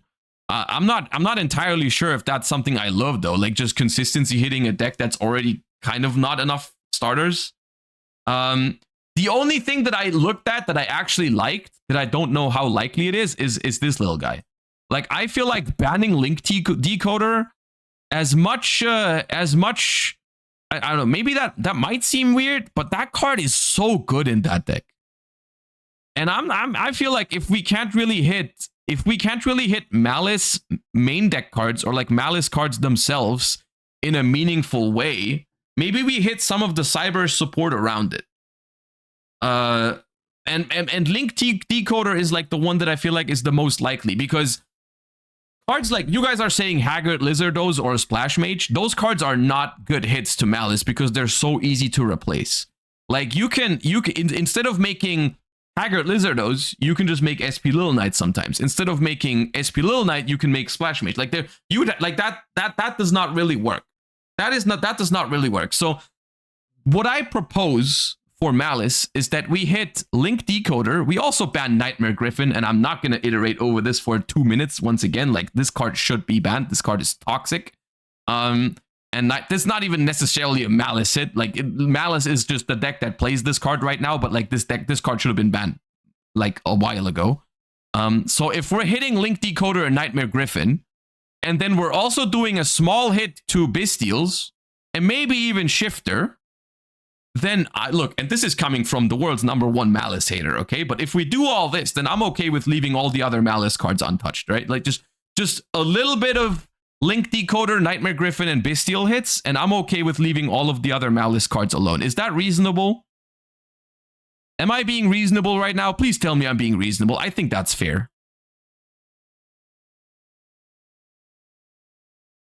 I feel like that's fine. If you hit Link Decoder, Nightmare Griffin, and like drew a Swarm to 1 or something, come on, that's fine, right? It's a meaningful hit to Malice. It's a meaningful hit to Malice, but it doesn't kill the deck whatsoever, and it just makes it a little bit weaker into hand traps. Because I think the card that makes the deck the best into hand traps is probably Link Decoder. Like Link Decoder is the card that, when you use one hand trap against them and they have that Bestial extender, like it like at that point you just can't hand trap them enough anymore, because like the Link Decoder just makes all of the stuff just work together so well. Okay. The only other decks that I feel like are worth talking about right now in the format to even receive a hit are probably just Mermail. I included Sanctifier, but I don't think it's going to happen. I just wanted to mention it. You know, there are certain cards where I've been saying it on every single ban list discussion that like, yeah, Sanctifier should be banned. I don't think it's happening. I'm going to keep it realistic with you guys. No one is really playing branded right now. But I just had it in there in my folder with all the cards, all the card images for my ban list discussion. I was like, I'm going to leave this one in there. Mermail. Now, do you guys feel like Mermail deserves a hit, especially considering that we're banning Abyss Dweller? Because I feel like the Mermail deck is not only very powerful, but it's also, like, I've seen Mermail games, and going second against that deck on every single live streamed game I've watched is, it's miserable. that deck is probably the most auto-win going first deck that we have in the game at the moment. Much worse than Malice or any other combo decks out there. Like Mermail, if that deck plays the game, it just auto-wins. The goal of that deck is just to never let your opponent play. Mooling Glacier is a card that a lot of people complain about when it comes to this deck, but there are ways to make incredible combos with this deck even without Mooling Glacier, so I'm not sure if that is the one I'm going for. And look, I am probably among the people that this hurts to say the most, okay? I think it might be time for Totally Awesome. Now, okay, you could also do Bahamut Shark. For Mermail specifically, because that's the way they summon is Toad. The way they summon Toad is Bahamut Shark. So technically, I think in a perfect world, I think they just ban Bahamut Shark. Something with that doesn't like resonate with me. Something about that just doesn't seem right. I don't know if that. I don't feel like that's realistic. Are they really gonna ban Bahamut Shark? Out of all things, when they could just ban Toad and then Bahamut Shark just can't summon anything crazy anymore. Look, I love Totally Awesome, right? I love Totally Awesome, but I'm never seeing this card in frog decks anymore. I don't know. I've been convinced that Minstrel is the hit. Minstrel? I don't know if Minstrel is the hit, dude. I don't know if Minstrel is the hit. I don't know exactly what the perfect hit for Mermail is. I just want to get a feel for, do we think that a deck, even though it's not that popular right now, even though it is, Mermail is fairly popular. It's not among the top 3 decks that people play, but like you definitely see Mermail a decent amount at tournaments. And the gameplay of the deck is just, I personally despise the modern way they play Mermail. Do we agree that the deck needs to be hit? Personally, I personally think when we're talking about an Abyss Dweller, I think that deck needs to be hit. Like, that deck is toxic. Like, we're hitting the other top meta decks and we're hitting Abyss Dweller. The Mermail deck is just far too dangerous and far too toxic. So I personally am not sure what the perfect one is. From my perspective, it'd probably be Toad. But I'll take anything, honestly. Like, I'll take anything towards Mermail because that deck is, once again, not very pleasant to play against. Here's another card that I've iterated over countless times in the past. Dimension Shifter is a card that obviously I would love to see banned. But is it gonna happen right now? Realistically, I don't know. But out of look, I have principles, okay? And my principles prevent me from just accepting the fact that Dimension Shifter is at 3 and nothing is going to change with it.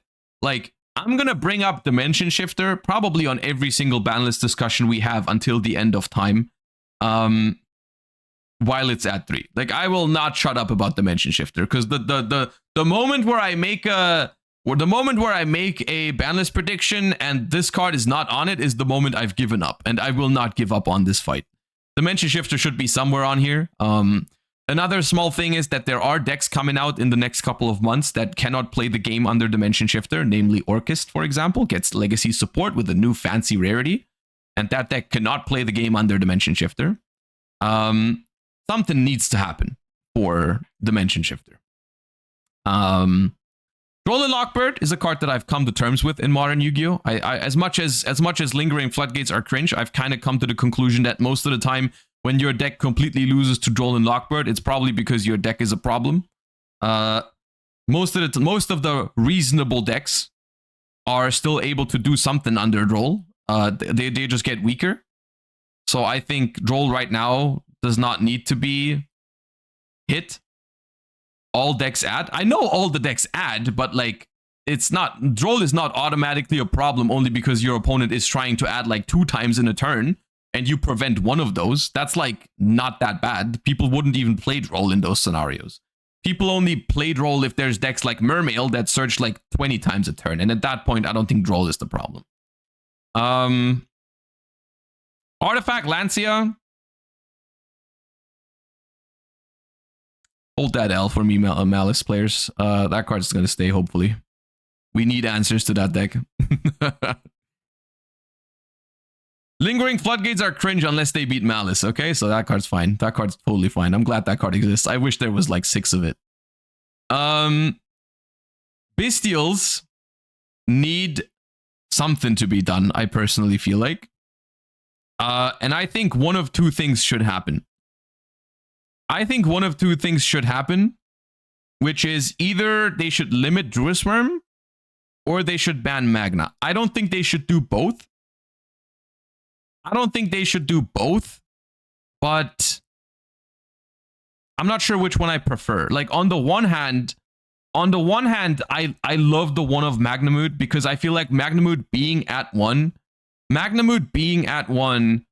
is the kind of card that completely makes the entire, like even the Lubellion regain package, I think is not really viable if Magnamood is banned. I've always liked with Magnamood at 1, I've always liked Bestial Lubellion packages being able to search it, like if you're playing a dedicated Bestial deck. So I would like to keep that intact. And I think the hard draw Magnamood is feeling a lot less broken now that Tenpai isn't really a thing anymore. Like,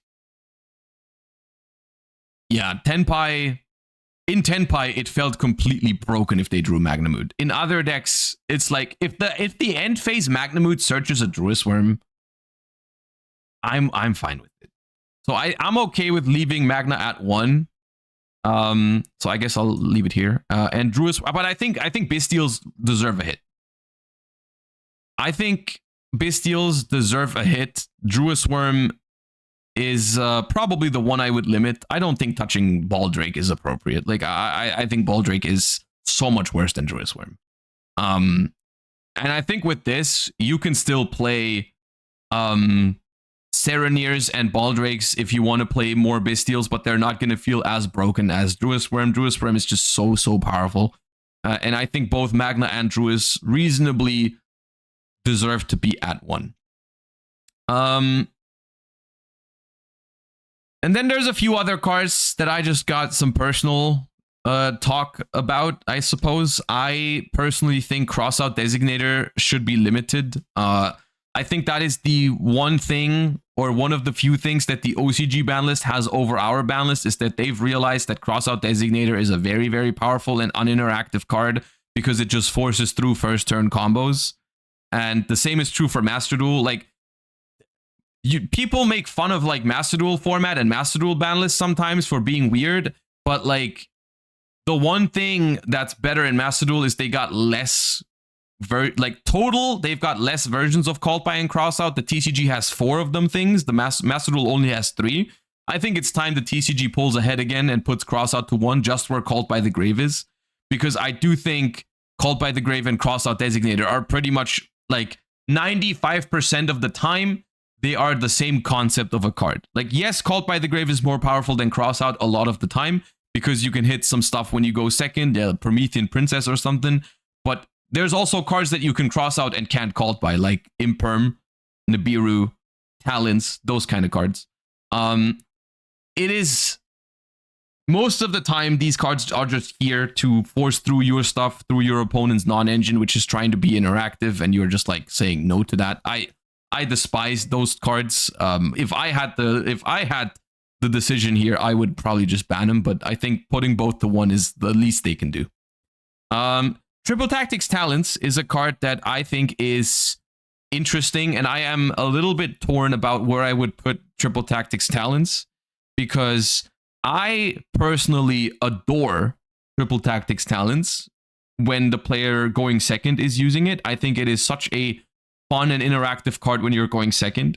And it is also like really, I think it's a sign for a good format if people can use talents when you're going second, and like you're not forced to play 21 hand traps, otherwise you cannot play the game. Like right now people are playing talents because they can, because you don't have to play infinite hand traps. You can actually afford to dedicate some slots to talents, which is a good sign.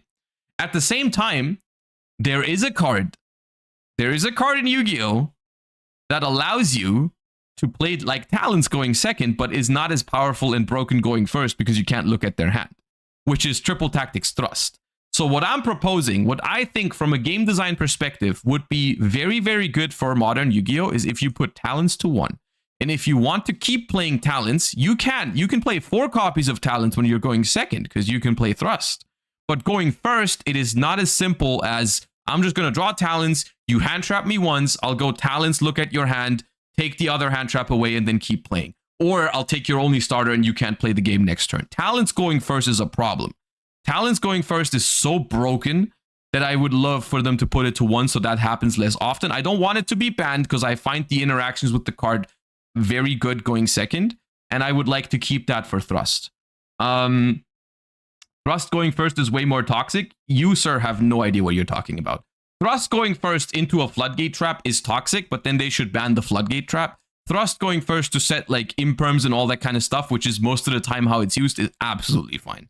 Like, I would always take my opponent going Thrust and setting a normal trap over them using Talons to look at my hand. Like, that is not even close to comparable. There's a good reason why Thrust is being main decked way less often than Triple Tactics Talons, which is why going first, it kind of sucks. So yeah. And then Cash Tiras. I feel like the community is very divided by Cash Tiras right now. And I think my personal problem with hitting Cash Tira Unicorn or Fenrir is that there is direct replacements on these cards. Like, you can just play more Cash Tira planets. Personally, I have a question. I wonder, do you guys think that Fenrir as a card is too broken? Because I personally, if anything, I feel like sometimes Unicorn is the more frustrating card to play against. I don't hate Fenrir as much, and I would kind of like to keep this, I would at least like to keep the Fenrir search Fenrir play intact, because that way you can play Fenrir in different decks and you're not forced to play it with Unicorn.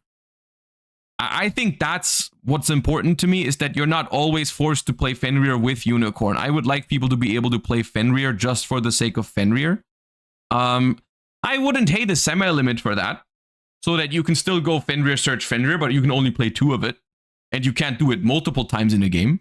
Like, that is one of the few cards that I would not be opposed to a semi-limit. You'll notice the semi-limit section is very, very small for me personally, because I don't typically like semi-limits. I think they're kind of weird most of the time. In Fenrir's case, I think it'd be justified.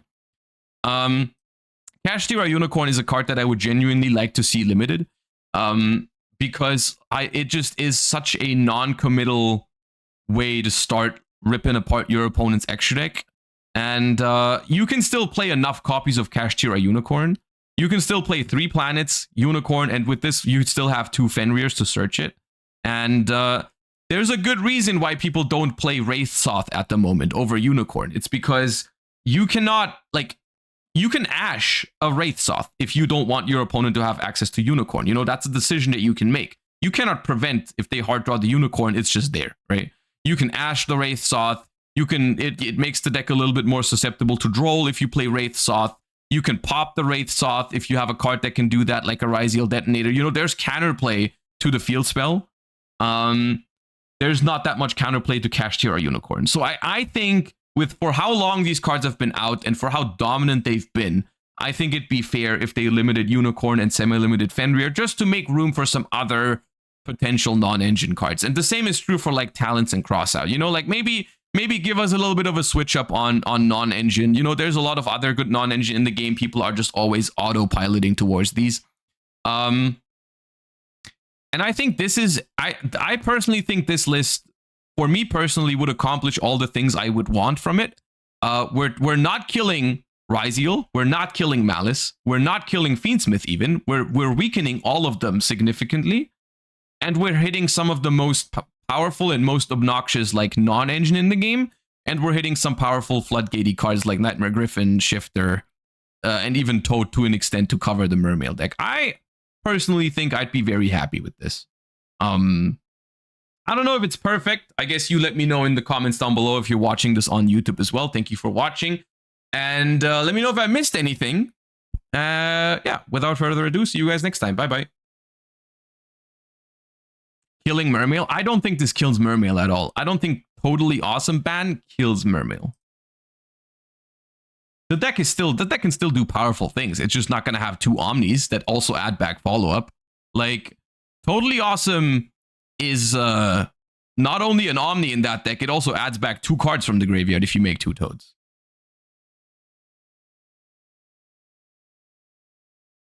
This just makes Mermail a hand loop deck. They will Trish you and Moulin you. I mean, they can, but there's a good reason why they're not doing that right now, because this is better, right? This is better. In a world where there's a lot of like 1-card combos in Yu-Gi-Oh right now, like hand looping 3 cards out of your opponent's hand or even 4, they can probably still win. But yeah. Look, I'm not an expert on how to tackle Mermail. The only thing I wanted to get across is that I think it needs a hit. Right? I'll take anything. I'll take anything for Mermail, to be honest. Why not ban the statue? Because you're chasing, like, if you're banning Barrier Statue of the Torrent or Deep Sea King Coelacanth or whatever, if you ban those cards, I personally think it's not good because there's just too many other options. There's just too many other options.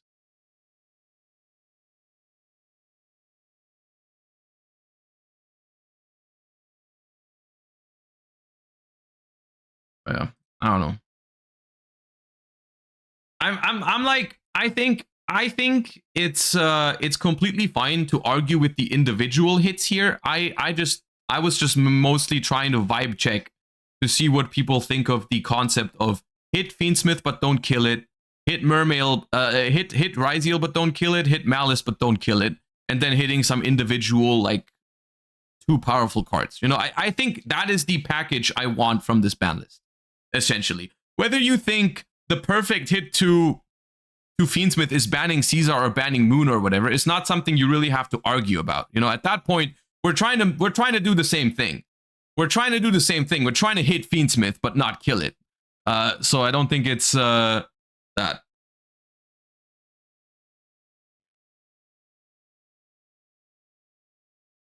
What cards can come back? Look, I thought about this morning. I looked at the forbidden list, and there were a lot of I just asked myself the question, do I just like the way I look at unlimits is I don't think there's a much use of predicting them, because from my experience, the unlimits they've been doing, they just happen very, very arbitrarily. Like, most of them come back too late, unfortunately. And then there's a lot of cards on the ban list that will probably never come back. There's a lot of cards on the ban list that could come back but wouldn't have any impact. Like, I could tell you, yeah, Prankit's Meowmoo could come back. Like, absolutely, yeah. They can bring back Zodiac Dryden tomorrow and nothing changes. But it's not worth it to me to talk about that every single time. Like, every single format, we have a ban list discussion, and I'm like, yeah, Dryden could come back tomorrow.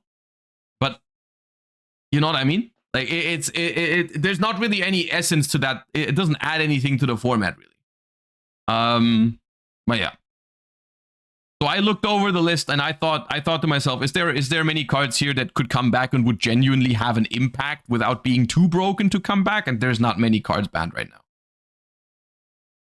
Zodiac Ryziel would be legit. I don't think Zodiac Ryziel would be legit.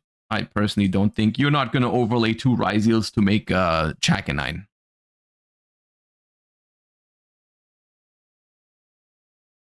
All right. You guys, that is going to be it for stream number 1 of the day. We're ending a little bit early because we have a second stream happening later. I appreciate you guys for tuning in to stream number 1. Make sure to follow the channel if you're not trying to miss stream number 2. We're going to be coaching Elizabeth from HoloLive later again at 8 p.m. So that's going to be in about 4 hours. We're just ending a little bit early here because I have some stuff I need to get done today before I go back live. So I'm just trying to do that real quick, and then I'll be back in probably about 3.5 hours for another round of streaming. So I hope you enjoyed the first stream, and I'll see